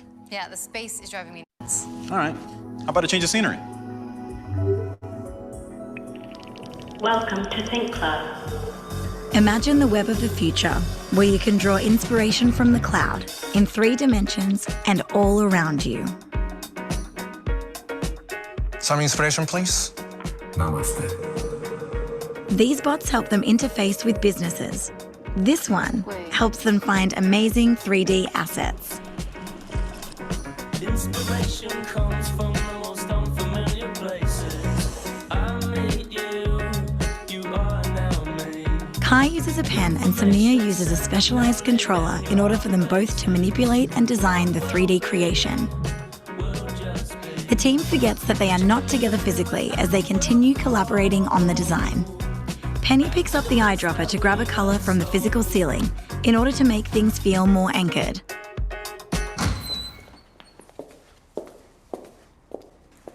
Through the conversational bot, we see a real-time translation of what Penny's client is saying.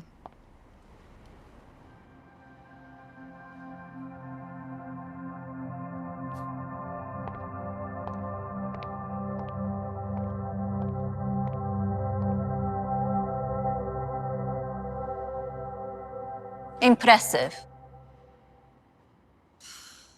That went well. Ya, itu gambaran ya ke depan gimana. Namanya itu mixed reality ya. Mixed reality itu adalah teknologi virtual reality yang dia menggabungkan antara virtual dengan real reality ya, realitinya. Dan itu digabungkan menjadi satu hal namanya mixed reality. Jadi orang bisa mengintegrasikan antara objek 3D yang dia inginkan ke dalam sebuah space dia, space yang ada sekarang. Misalkan ruangan kita gitu, kita bisa tentukan ini objek 3D kira-kira dia ada di mana. Nah, itu semua menggabungkan antara teknologi ya, computer vision, AI dan sebagainya jadi satu. Dan di masa depan ya, di masa depan hal seperti ini akan menjadi tren ya. Kalau dulu orang masih tidak familiar dengan pakai video call ya, video call pakai Zoom, orang nggak familiar apa sih itu, ngapain, enakan meeting langsung ya. Sekarang dengan hanya waktu 1 tahun ya, orang sudah familiar sekali dengan yang namanya Zoom, video call ya, video meeting dan sebagainya. Jadi perkembangan zaman itu sangat cepat, dan kalau kalian tidak memanfaatkan hal tadi ya untuk belajar, maka ya udah kalian akan melepas kesempatan kalian untuk mendapatkan keuntungan, mendapatkan uang, mendapatkan karir ya, mendapatkan mendapatkan apa yang kalian idamkan, kalian inginkan. Tuh, jangan kalau tadi kita lihat opportunity ya pada saat dunia sudah mulai berkembang di Indonesia, sarjananya TI, distrik sarjana itu kenapa kok tidak bisa programming padahal dia TI itu.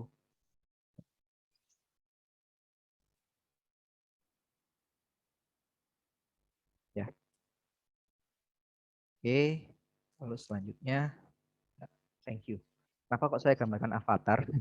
Avatar ini kalau kita lihat jargonnya avatar, saat dunia membutuhkan dia menghilangnya ini. Saat dunia atau Indonesia ya, khususnya Indonesia butuh seorang ya butuh kita untuk mengembangkan teknologi, kitanya malah nggak ada. Padahal kesempatan itu tuh sangat terbuka lebar kalau kita menekuni bidang kita, apalagi coding ya, itu kesempatan uang ataupun karir itu sangat besar. Ya makanya ini yang hadir sekarang kalau kalian masih kuliah usahakan ya belajar kuliahnya bagus, di luar kuliah juga bahkan bagus ya. Silakan tanya ke dosen kalian, ke siapapun yang kalian percayai ya tentang teknologi sekarang itu apa. Saya yakin pasti orang itu akan peka terhadap teknologi ya. Dosen-dosen kalian akan peka terhadap teknologi, cuman mungkin banyak faktor juga yang tidak bisa sebebas kalian untuk belajar. Ya, maka dari itu kalian mumpung masih ada waktu untuk belajar, gunakan waktu kalian karena masa depan sekarang ya masa depan nanti itu ada di TI. Oke, itu saja dari saya. Saya kembalikan ke moderator. Baik. Nah, bagaimana teman-teman? Luar biasa kan teman-teman? Baik teman-teman, kita sekarang sudah ada di sesi Q&A. Bagi teman-teman yang mau bertanya, silakan memasukkan pertanyaan teman-teman atau Bapak Ibu sekalian di kolom chat. Nanti kami akan bacakan, kemudian akan dijawab kepada Pak Gusti. Begitu ya Pak Gusti? Iya, silakan. Sharing Oke, aja sih baik. santai. Iya, oke, baik. Saya mulai untuk pertanyaan yang pertama ya Pak. Sorry, tadi ada pertanyaan soalnya sudahan. Izin bertanya Pak, saya Navi dari UMM. Kebetulan saya seorang freelancer full stack web developer. Pertanyaannya adalah sebagai berikut. Bagaimana kita bisa bersaing dengan kondisi jika ada penurunan harga tersebut? Karena saya sering kali menemui banyak sekali promo atau flyer yang bertebaran di internet yang bertuliskan buat website toko online hanya 750.000, bahkan ada yang lebih parah lagi dengan menjual seharga 250.000. Nah, menurut saya hal tersebut dapat mempengaruhi main salary dari web developer karena untuk jasa harga pembuatan web, saya rasa di semula itu mengingat banyak sekali yang diperhitungkan untuk anggarannya. Nah, bagaimanakah solusi atau apa yang harus dilakukan jika saya atau kita berhadapan dengan situasi tersebut? Karena jika kita ikut arus, maka saya rasa akan menjadi taraf untuk salary programmer. Tapi kalau tidak ikut arus, kita tidak akan mendapatkan klien. Seperti itu Pak pertanyaannya. Silakan Pak. Ya, thank you. Ini harganya 750.000 ya website. Ada yang 250.000 juga. Jangan kaget kalau di India menawarkan 50.000 ya per halaman. Bikin website 50.000 per halaman, bayangin. Nah, tapi harusnya kalian juga melihat juga iklan-iklan di YouTube ya, seperti kalau kalian mungkin familiar dengan Wix.com ya, itu malah gratis bikin website. Kita cuma tinggal drag drop jadilah website. Nah, tadi saya bilang tadi bahwa yang namanya teknologi itu harus berkembang. Semakin banyak orang yang menguasai teknologi, yang menguasai cara penggunaan membangun sebuah teknologi ya, akhirnya mau tidak mau ya saingan juga akan semakin tinggi. Kalau kita masih berpedoman ya zaman dulu mungkin orang masih bikin website itu beberapa tahun yang lalu itu masih mahal ya. Orang masih bisa berani bayar 5 juta hanya sekedar untuk website yang sliding gitu aja untuk itu portofolio website gitu. Nah, tapi sekarang orang sudah mulai berportofolio website, saya bikinnya pakai wix.com gitu ataupun saya sewa orang 50.000 per halaman gitu aja. Ya, karena semakin berkembang teknologi ya, kalau tidak ada keterbaruan di dalamnya itu halnya akan semakin murah. Makanya tadi kenapa saya masukkan ada slide artificial intelligence, ada slide yang lain, Tesla juga ya, mereka menawarkan hal yang lain, bukan hanya sekedar hal yang biasa, tapi mereka menawarkan saya tawarkan suatu hal yang biasa. Misalkan tadi si Tesla dia bisa sama-sama yang lainnya. Bedanya apa? Dia bisa menawarkan teknologi untuk self communication ya, self driving ya. Jadi mobilnya bisa nyetir sendiri, kita nggak mau ngapain. Itu salah satu keunggulannya. Ya. Sama dengan website juga. Kalau kita hanya berpedoman bikin website gitu aja, terus harganya ya mau nggak mau kita akan kalah dengan yang lain. Yang lain akan menawarkan harga yang lebih murah. Kalau ada yang lebih murah, ditawarkan lagi lebih murah gitu. Bahkan 50.000 per halaman. Itu website di 50.000 per halaman. Saya kaget waktu lihat 50.000.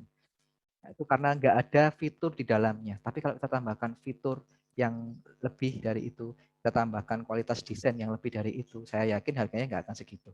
Itu sih. Saya paham kok. Ada website semurah itu saya lihat bahkan dari 100.000 website itu apa? Bukan website 100.000 software toko 100.000. Karena kalau kita lihat softwarenya, dia hanya sekedar inventory. Tapi kalau kita tambahkan teknologi di sana, dia bisa terintegrasi antara toko dengan pemilik toko, antara toko dengan dia bisa mengetahui secara otomatis jumlah supply-nya ada berapa, terus bisa merekomendasikan kalau supply kamu sekarang tinggal sekian, kalau kamu bisa restock again tambah sekian. Kalau jumlah slotmu di gudang sekian, maka kamu harus menambahkan sekian, gitu aja. Jadi semacam kayak ada penambahan fitur yang fiturnya itu tadi bisa, kalau kita bisa itu kita kaitkan dengan IoT ya, terhubung antara satu platform dengan platform lain, saya yakin harganya nggak akan semurah itu. Gitu. Ya, ada lagi ya? Izin Terima bertanya Pak, kasih. saya Raka. Iya, Nggak sama-sama. apa-apa. Mungkin bisa dibantu sama Hana, silakan Han. Oke, terima kasih Pak Gusti untuk jawabannya. Untuk pertanyaan kedua datang dari Raka Renata dari SMA N3 Palembang. Wah, jauh Pak ini Pak. Pada saat kuliah nanti, apakah pengalaman berorganisasi seperti BEM dan lain-lain itu tidak kalah penting dengan fokus belajar mata kuliah? Terima kasih sebelumnya. Mungkin bisa Ya, dijawab. oke, thank you. Ya, saya Raka dari Palembang, cukup jauh ya. Pada saat kuliah itu kita kan kuliah itu semacam perkenalan antara dunia akademis dan dunia masyarakat. Jadi kayak semacam jembatan. Kalau kita sudah lulus kuliah, kita akan diterjun ke masyarakat. Makanya kenapa kok di kuliah itu ada pengabdian kepada masyarakat, ada kalau di BINUS itu ada community service ya. Jadi kita menerapkan kemampuan apa yang kita bisa kepada masyarakat sekitar, kepada masyarakat ke UMKM, ke lainnya. Karena tujuannya apa? Tujuannya adalah kuliah itu untuk memperkenalkan kita pada kehidupan asli, yaitu kehidupan di masyarakat. Nah, pada saat kuliah itu juga ya, tentu kan ada banyak hal ya. Selain kita fokus utama adalah untuk mencari ilmu, ya, mencari ilmu. Fokus yang lainnya adalah mencari pekerjaan. Bukan mencari pengalaman yang digunakan untuk mencari pekerjaan nanti. Ya, cari pengalaman ini banyak hal ya, seperti kalau kita misalkan ikut BEM, ikut HMC ya, kalau sini ada Himpo, ini ikut HMC, itu salah satu ikhtiar kita, salah satu cara kita untuk men-guide pengalaman dan koneksi. Koneksi ini penting. Kenapa kok saya bilang koneksi? Karena kalau kita misalkan kita beranggapan bahwa kita bisa semuanya, kita sendirian gitu, kita beranggapan saya bisa ini, saya bisa itu, saya cukup sendirian ya, itu kita sudah kalah. Satu orang dengan 10 orang pasti akan menang 10 orang. Nah, kalau kita sudah merasa kita bisa ngapain aja sendiri, nah itu hati-hati pada diri Anda bahwa Anda sudah ada rasa sombong di situ ya. Biasanya kalau orang sombong itu akan gagal. Nah, tapi apa hubungannya dengan BEM, dengan yang lainnya, organisasi yang lainnya? Di situ memang ya BEM, organisasi yang lainnya pada saat kuliah tidak menghasilkan ke kalian suatu keuntungan finansial ya. Itu memang ya. Yang ada kalian capek, tapi capeknya bermanfaat. Kenapa? Karena kalian mendapatkan pengalaman, kalian mendapatkan koneksi tadi, kalian mengadakan seminar, contohnya ini seminar ya. Kalian akan dikenalkan dengan misalkan kalian akan mendatangkan pembicara ya. Terus kalian komunikasi dengan pembicara itu, kalian kenalan. Itu salah satu bentuk relasi antara satu orang dan orang lain. Dan itu sangat bermanfaat buat kalian juga. Jadi saya rasa pada waktu kuliah bukan hanya BEM ya, BEM salah satu wadah saja BEM. Kalau kalian misalkan saya nggak mau BEM, saya mau yang lain, misalkan saya mau karena ada banyak, kalau kuliah itu ada banyak banget ya, ada pusat studi, ada juga organisasi penelitian ya. Kalau kalian suka riset ya kalian bisa ikut organisasinya atau perkumpulan risetnya mungkin ikut dosen ataupun kalian bisa ikut sama mahasiswa yaitu bukan hanya BEM saja tapi hal-hal yang lain juga. Itu jadi tujuannya adalah untuk mencari pengalaman dan relasi ya. Relasi itu yang penting sih. Baik, terima kasih Pak Gusti atas Jadi jawabannya. sorry sama-sama penting ya antara belajar dan non belajar. Sama-sama belajar juga sih walaupun tidak di kelas yang namanya BEM itu juga. Baik Pak. Terima kasih Pak atas tanggapannya.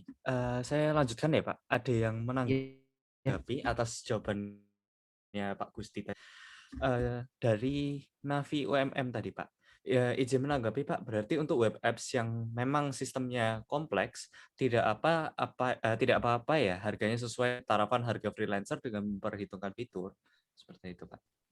Sesuai dengan tarapan harga. Iya, nggak apa-apa. Bukan bahkan kalian kan menawarkan suatu hal yang tidak ada di website lain. Nah, hal yang kalian tawarkan itu pasti kan punya value kan, punya nilai. Nah, itu kalau kalian menyesuaikan nilai tadi dengan harga yang kalian pasang, itu sama saja kalian menghargai apa yang kalian buat ya. Dan pastinya orang akan melihat kalau kalian membuat sesuatu itu lain daripada yang lain ya, memiliki kualitas yang lain daripada yang lain dan lain daripada yang 250.000, maka orang tersebut juga pasti akan memiliki aware, oh ini beda. Dan karena beda tadi dia akan tertarik ke kalian dan kalau dia sudah tertarik ke website kalian ya, orang itu pasti akan melihat apa keunggulannya. Keunggulannya ini dan itu silakan kalian bernegosiasi ya. Pengalaman saya sih kalau saya nggak sampai yang ke fitur-fitur yang luar biasa banget ya, tapi pengalaman saya pada waktu itu saya mau bikin aplikasi ya, saya ditawarkan bikin aplikasi semacam aplikasi berita gitu. Nah terus orang tadi tanya kira-kira berapa. Nah terus saya jawab, saya kalau aplikasi berita aja saya 5 juta berani Pak, 5 juta aja cukup, 5 juta aja cukup untuk aplikasi Android yang berita online gitu aja. Terus setelah itu dia tanya, nah ini anak apa SMK bisa gratis kan? Terus saya tanya, oh nggak apa-apa Pak, coba kita lihat aja nanti hasilnya. Ya tadi setelah hasilnya jadi, yang sorry ya bukan mungkin menyampaikan yang anak SMA, tapi kenyataannya pada saat itu yang si anak SMA cuma hanya klik berita, muncul berita, dan cuma sekedar itu aja. Beritanya dari mana? Beritanya dari website. Kalau mungkin kalau kalian sekarang ada zamannya kan ada SQL ya, ada SQL. Kalau di database itu ada SQL, ada NoSQL ya.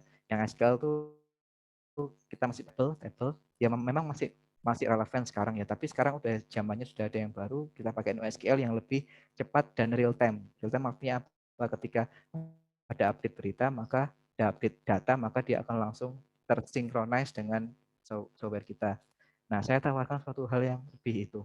Saya bisa ini ya, nanti loginnya bisa orang nggak perlu login ngetik-ngetik, tapi loginnya tinggal menggunakan email dia atau tinggal satu klik aja dia bisa login menggunakan email yang ada di device dia. Terus berita ini bisa terintegrasi dengan yang lainnya, bisa terintegrasi dengan radio, dengan TV, ya dengan yang lainnya. Jadi satu hal, satu paket, ya akhirnya orangnya setuju. Oh ya, ternyata lebih banyak. Nah itu yang kita jual ya. Jadi jangan terpaku kalau orang bikin sesuatu. Ya, misalkan kita ada orang menawarkan jasa sekian itu, terus kita anggapkan murah banget, terus saya harus jual berapa dong kalau saya bikin ini, masa saya harus jual segitu. Nanti dipikir dengan effortnya membuat sama hal yang didapat, uangnya didapat berbanding terbalik, berbanding jomplang dong. Effortnya tinggi tapi dapatnya rendah ya. Enggak seperti itu ya. Kalau kalian menawarkan suatu hal yang itu berbeda dari yang lain, maka pasti orang lain akan memberikan harga yang lebih juga ke apa yang kalian tawarkan. Itu. Jadi sesuai dengan tarafan harga freelancer dengan perhitungan itu boleh, sangat boleh. Makanya ada negosiasi ya. Dan negosiasi itu penting, nggak sekedar cuma iya gitu aja. Negosiasi. Baik, terima kasih Pak untuk pertanyaannya. Lanjut di pertanyaan selanjutnya ya Pak. Assalamualaikum. Izin bertanya, saya Cinta Zuliani dari UIN Imam Bonjol Padang. Saya sekarang sedang menempuh pendidikan jurusan ekonomi. Nah, kalau mau lanjut studi yang bisa mendukung jurusan saya ekonomi dengan teknologi, kira-kira apa ya, Pak? Terima Ya, kasih. oke, thank you. Ya, jurusan itu banyak ya, ada ekonomi, ada teknologi, ada engineering, ya, ada pertanian dan sebagainya. Semuanya itu punya field masing-masing. Teknologi punya field, ya, pertanian punya field, ekonomi punya field, dan dia fokus ke bagiannya masing-masing. Ya. Jadi kalau misalkan saya dimintain tolong untuk memberikan saran, saran saya adalah kembali ke siapa ini? Cinta Zuliani ya, Cinta Zuliani. Ya, saran saya kembali ke Cinta Zuliani agar apa yang membuat kamu nyaman untuk belajar itu. Misalkan kamu nyaman belajar ekonomi, ya udah dalamnya ekonomi. Ya, bukan berarti nanti ekonomi akan akan nggak bisa ngapain ya, karena semua tergerus dengan teknologi, enggak. Tapi ekonomi nanti akan berkolaborasi dengan teknologi itu ya. Jadi zaman depan nanti ya, tadi contoh videonya adalah Tesla, mobil Tesla itu aja. Sudah ada berapa jurusan kira-kira di dalam satu mobil itu? Ada TI, ada teknologi, ada ya, ekonomi ada. Kenapa kok ada? Kalau nggak ada ekonomi, gimana dia bisa memperhitungkan penjualannya dan sebagainya? Gitu. Jadi semua itu akan nanti ke depannya akan berkolaborasi. Jadi sudah bukan zamannya kita berdiri sendiri, ya. Kalau kita berdiri sendiri ya udah runtuh kita. Tapi kalau kita berkolaborasi dengan yang lainnya, jadi contoh misalkan yang kita lihat sekarang Tokopedia, dia aplikasi tapi tujuannya untuk apa? Ekonomi kan? Ya. Jadi semuanya akan tergabung, terintegrasi jadi satu, berkolaborasi antar teknologi dengan field yang lainnya. Tapi semuanya akan mengarah ke teknologi. Jadi bukan berarti menghilangkan inti dari keilmuan tadi, tapi ilmuwan tadi akan dikolaborasikan dengan teknologi. Tuh. Baik Pak, terima kasih jawabannya Pak. Saya lanjutkan ya Pak. Untuk pertanyaan berikutnya, saya Surya Karna dari SMA N3 Lamongan. Nah, agak jauh ini Pak. Saya izin bertanya, Pak, lebih susah mana artificial intelligence sama machine learning? Seperti itu pertanyaannya. Oke, thank you. Surya ya, sama Tiga Lamongan. Lebih susah mana antara artificial intelligence sama machine learning? Relatif ya. Susah enggak itu relatif ya. Artificial intelligence sama machine learning itu biasanya mereka saling berkaitan ya. Bukan saling berkaitan, tapi jadi satu paket. Biasanya kalau itu machine learning ya itu menghasilkan artificial intelligence gitu. Kecerdasan buatan. Ya. Jadi kalau ditanyain lebih susah mana, saya tidak akan mengatakan susah ya. Selama kamu mau belajar itu nggak akan susah, karena orang yang berkata itu susah itu berarti dia masih belum menguasai. Biasanya orang yang belum menguasai suatu hal dia akan mengatakan ini susah karena dia nggak menguasai. Tapi kalau dia menguasai dia akan mengatakan ini mudah. Ya, intinya apa? Belajar tadi. Nah, belajar dari mana? Ada banyak sumber ya. Kalau kalian masih sekolah mungkin batas sumbernya, karena di SMA mungkin tidak akan diajari. Nggak tahu ya, kalau dulu saya nggak diajari artificial intelligence di sekolah itu. Tapi kalau di waktu ketika kalian sudah masuk bangku kuliah itu apalagi kalau masuk TI ya, artificial intelligence itu diajarkan. Dan menurut saya ini relatif ya, tapi menurut saya artificial intelligence itu nggak susah ya. Cuman kelihatannya aja rumit, kelihatannya kayak banyak rumus. Tapi ketika kalian pelajari, oh ternyata gini aja. Nanti saya berani jamin itu. Cuman oh gini. Padahal kelihatannya aja banyak rumus kayak ya rumus-rumus matematika gitu. Saya aja yang lihat awal rumus matematika itu kayak sudah aduh apa ini. Tapi ketika saya pelajari mekanismenya, caranya itu nggak susah. Jadi kalau tanyain mana yang susah antara machine learning dan artificial intelligence, jangan beranggapan itu susah ya. Kalian belum belajar jadi jangan anggapan itu susah. Anggap itu bisa dipelajari, dan kalau bisa dipelajari kalian pasti bisa. Itu aja. Baik, terima kasih Pak Gusti jawaban sekaligus motivasinya ya. Untuk pertanyaan selanjutnya ada Hamam dari SMA. Si Hamam ini bertanya, saya bingung setelah belajar coding, nanti harus ngapain ya? Apakah ada urutan tahapan karirnya? Terima kasih. Mam, nanti harus ngapain ya? Adakah urutan tahapan karirnya? Bingung setelah belajar coding nanti harus ngapain ya? Adakah urutan tahapan karirnya? Ya, tahapan karir itu dipengaruhi oleh beberapa hal ya, karir. Misalkan kalau kalian sebagai freelancer, ya kalian akan dipengaruhi oleh sudah berapakah proyek yang kalian kerjakan, ya seperti apakah proyek yang kalian kerjakan. Semakin banyak proyek yang kalian kerjakan, maka karir kalian akan juga akan semakin naik, value kalian akan semakin naik juga. Jadi kalau dulu mungkin kalian mengerjakan yang ya web sederhana, ngerjakin hal sederhana, dibayarnya juga pun sederhana. Kalau semakin banyak kalian kerjakan itu, terus semakin kalian berkembang ya, tidak hanya mengerjakan itu, tapi mengerjakan hal yang di atasnya itu, maka value kalian juga akan semakin naik. Itu kalau freelancer.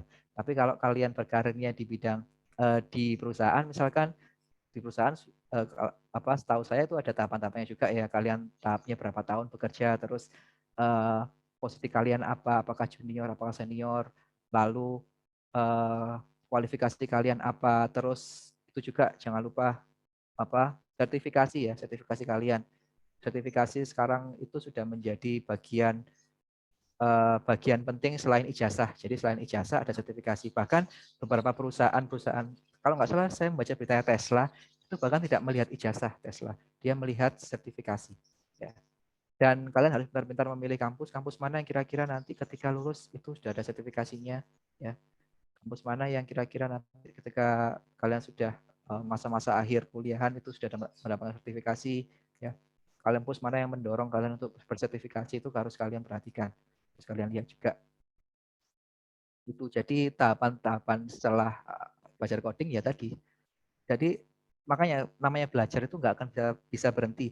Kalian belajar coding masa kalian sudah selesai, tapi ketika kalian berhenti, misalnya berhenti 2 bulan aja, berhenti nggak ngoding 2 bulan, saya sudah bisa kok, saya nggak belajar lagi. Itu pasti akan ada teknologi baru. Itu saya ngalamin.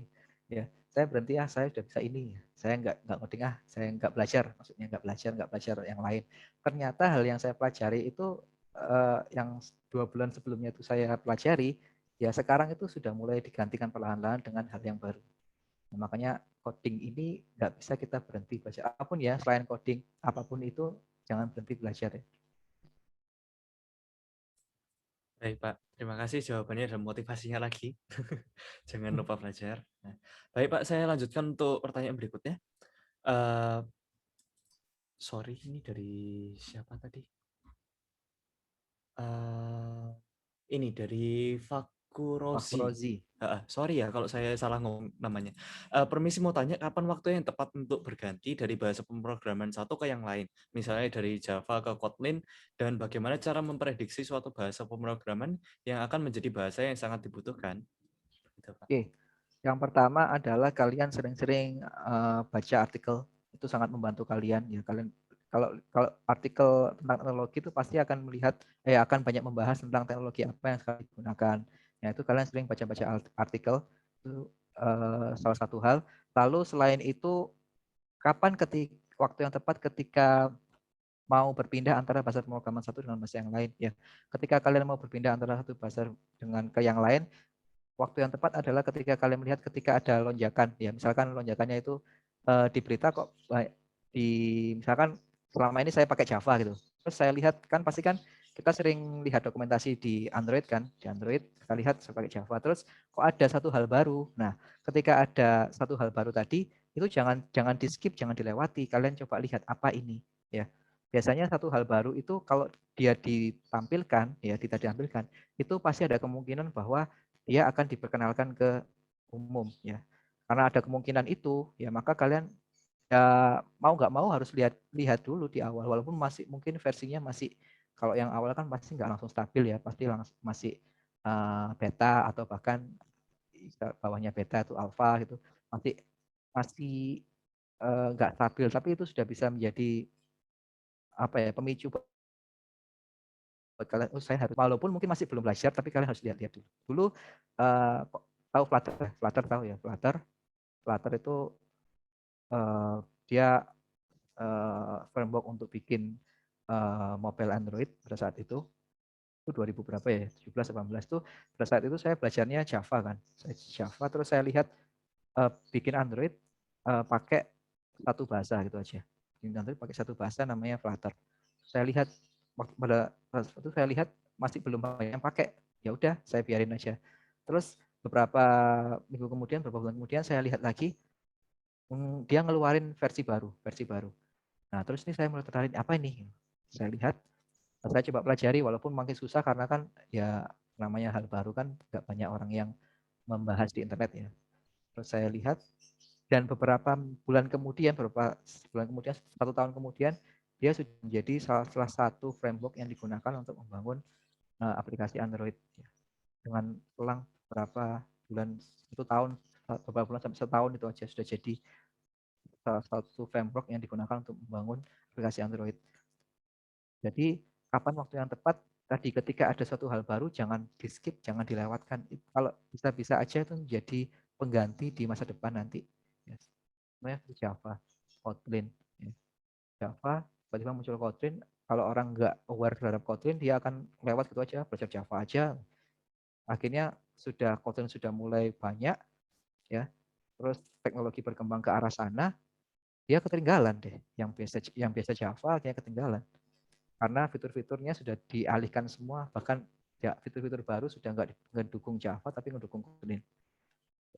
Jika ada hal baru, jadikan itu sebagai reminder dulu. Jangan, ya mungkin kalau kalian langsung pelajari ya bagus ya, tapi kalau saya pribadi saya jadikan reminder, saya lihat oh ini ada teknologi baru, saya baca-baca dulu artikelnya. Nah, ketika itu sudah mulai agak booming, ya itu mulai kita belajar di situ. Baik, terima kasih Pak.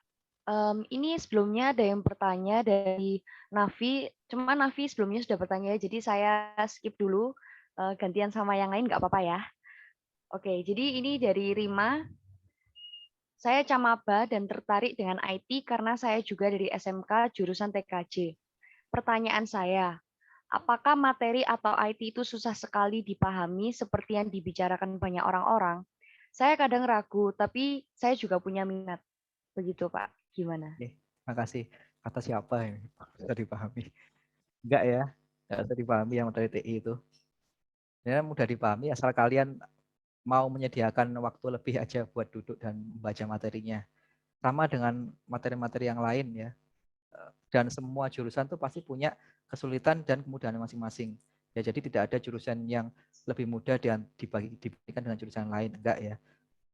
Jadi setiap jurusan itu pasti memiliki kerumitan dan kesusahan atau kemudahannya sendiri-sendiri. Ya. Kalau saya bilang TI itu mudah, ya TI itu mudah. Kenapa? Karena saya orang TI. Ya.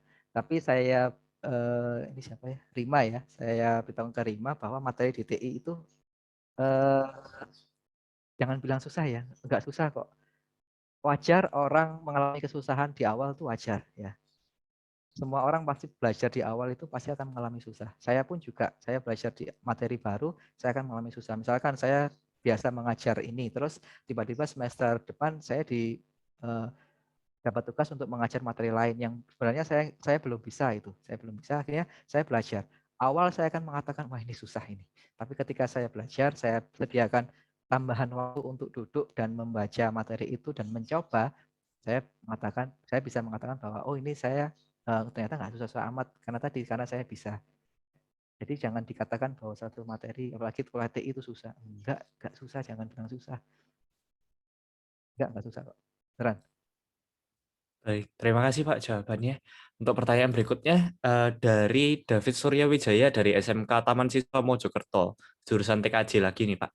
Nah, mau bertanya, saya kan barusan lulus dari sekolah, sekarang sedang training di sebuah perusahaan dan saya diberikan kesempatan untuk mempelajari ilmu data. Bagian mana yang sebaiknya saya pelajari terlebih dahulu, analisis data atau ilmu data? Terima kasih. Ilmu data, analisis itu bagian dari ilmu data ya. Data science ya, ini bilangnya data science ya. Di sekarang dunia kan lagi booming-boomingnya data science ya. Bahkan perusahaan-perusahaan di Indonesia yang besar-besar seperti Shopee, Tokopedia itu membuka lowongannya itu banyak data science ya.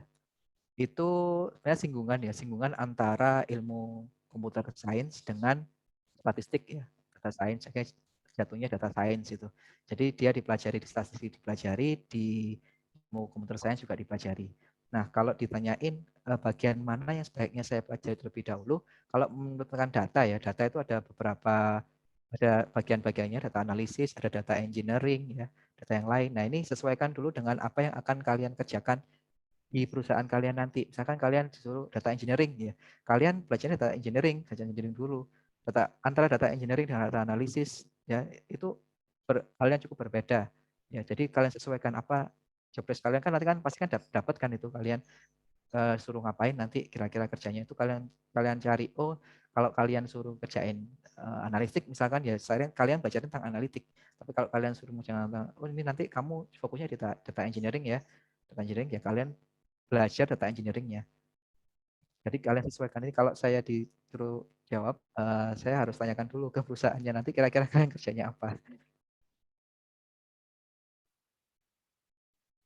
Baik, terima kasih Pak Gusti atas jawabannya. Dan teman-teman, terima kasih untuk antusiasmenya dan terima kasih juga untuk Pak Gusti yang sudah membawakan materi. Pertanyaan barusan adalah pertanyaan terakhir kita untuk webinar hari ini. Tapi jangan khawatir karena besok akan ada lagi webinar dan teman-teman bisa siapkan pertanyaan-pertanyaan menarik dari teman-teman semua. Dan bisa dilanjutkan oleh Niko. Selanjutnya gimana Niko? Nah, benar banget Hana. Nah, sekarang sebentar lagi teman-teman, kita akan bagikan link exit ticket yang sudah ditunggu-tunggu nih teman-teman untuk bisa mendapatkan sertifikatnya dan link akan ditutup pada jam 12 siang nanti. Kami ucapkan terima kasih yang sebesar-besarnya pada Pak Gusti sebagai pembicara yang sudah membawakan materi pada hari ini dan atas kesediaannya untuk membagikan ilmu sama kita semua. Terus habis ini apa, Han? Aku lupa. Oke teman-teman yang bisa on cam, kita mau minta sama-sama untuk on cam karena kita mau ada sesi foto nih. Niko ya yang bagian dokumentasi ya? Iya, betul. Aku harus dokumentasi. Makanya teman-teman, yuk nyalain kamera dulu, nyalain kameranya dulu. Yuk duduk dulu yang tegak dan lain-lain, yang cantik, yang ganteng. Ya, nanti sebentar lagi saya akan foto terus nanti exit tiketnya akan kami buka. Terima kasih teman-teman. Kami tunggu. Jangan lupa pakai virtual background-nya ya teman-teman. Nah, iya. Oke, Ini ada yang on cam nggak apa-apa. Nggak apa-apa kok, tenang aja. Terima kasih. Bagi yang bisa silakan yuk. Ada 3 halaman nih. Nggak bisa virtual background. Nggak apa-apa. It's okay. Nyalain kamera aja. Say hi aja, say hi. Oke, sudah on cam semua? Ini udah mulai banyak. Ada lagi? Ada lagi yang bisa on cam, teman-teman? Ayo. Ini muka-muka antusiasnya ini Niko ternyata. Ini banyak banget loh yang datang. Ada dari SMA Lumajang tadi ya, ada yang dari UB, ada yang dari Macung, ada yang dari Umum. Wah, keren banget. Banyak sekali ya, luar biasa. Keren. Ya, yang SMA tetap semangat ya teman-teman. Ya, yuk kelihatan tuh dari mukanya udah pinter-pinter semua loh. Wah. Oke, nggak lama-lama ya teman-teman. Aku mulai sekarang ya. Yuk, look at the camera. Smile, 1, 2, 3. Oke, halaman pertama sudah. Untuk halaman kedua. Kemudian halaman ketiga. Oke, terima kasih teman-teman. Oke, sudah? Sudah didapatkan semua. Oke. Teman-teman bisa copy dulu linknya, kalian taruh di mana, terus nanti bisa diisi. Ingat batas waktunya jam 12 siang ya teman-teman, di atas itu sudah nggak bisa isi form lagi. Jadi kalau bisa sekarang langsung isi aja sekarang, supaya kalian bisa dapetin sertifikatnya gitu. Benar banget teman-teman. Yes. Terima kasih untuk semua yang hadir pada webinar kali ini. Sampai jumpa di webinar besok karena topiknya nggak kalah menarik nih teman-teman, yaitu kita akan membahas tentang Touch Industry Trends for 2021 and beyond. Gitu Niko. Iya, sip. Oke, baik teman-teman kalau gitu saya Niko dan Hana Olivia pamit undur diri. Sekian dan terima kasih.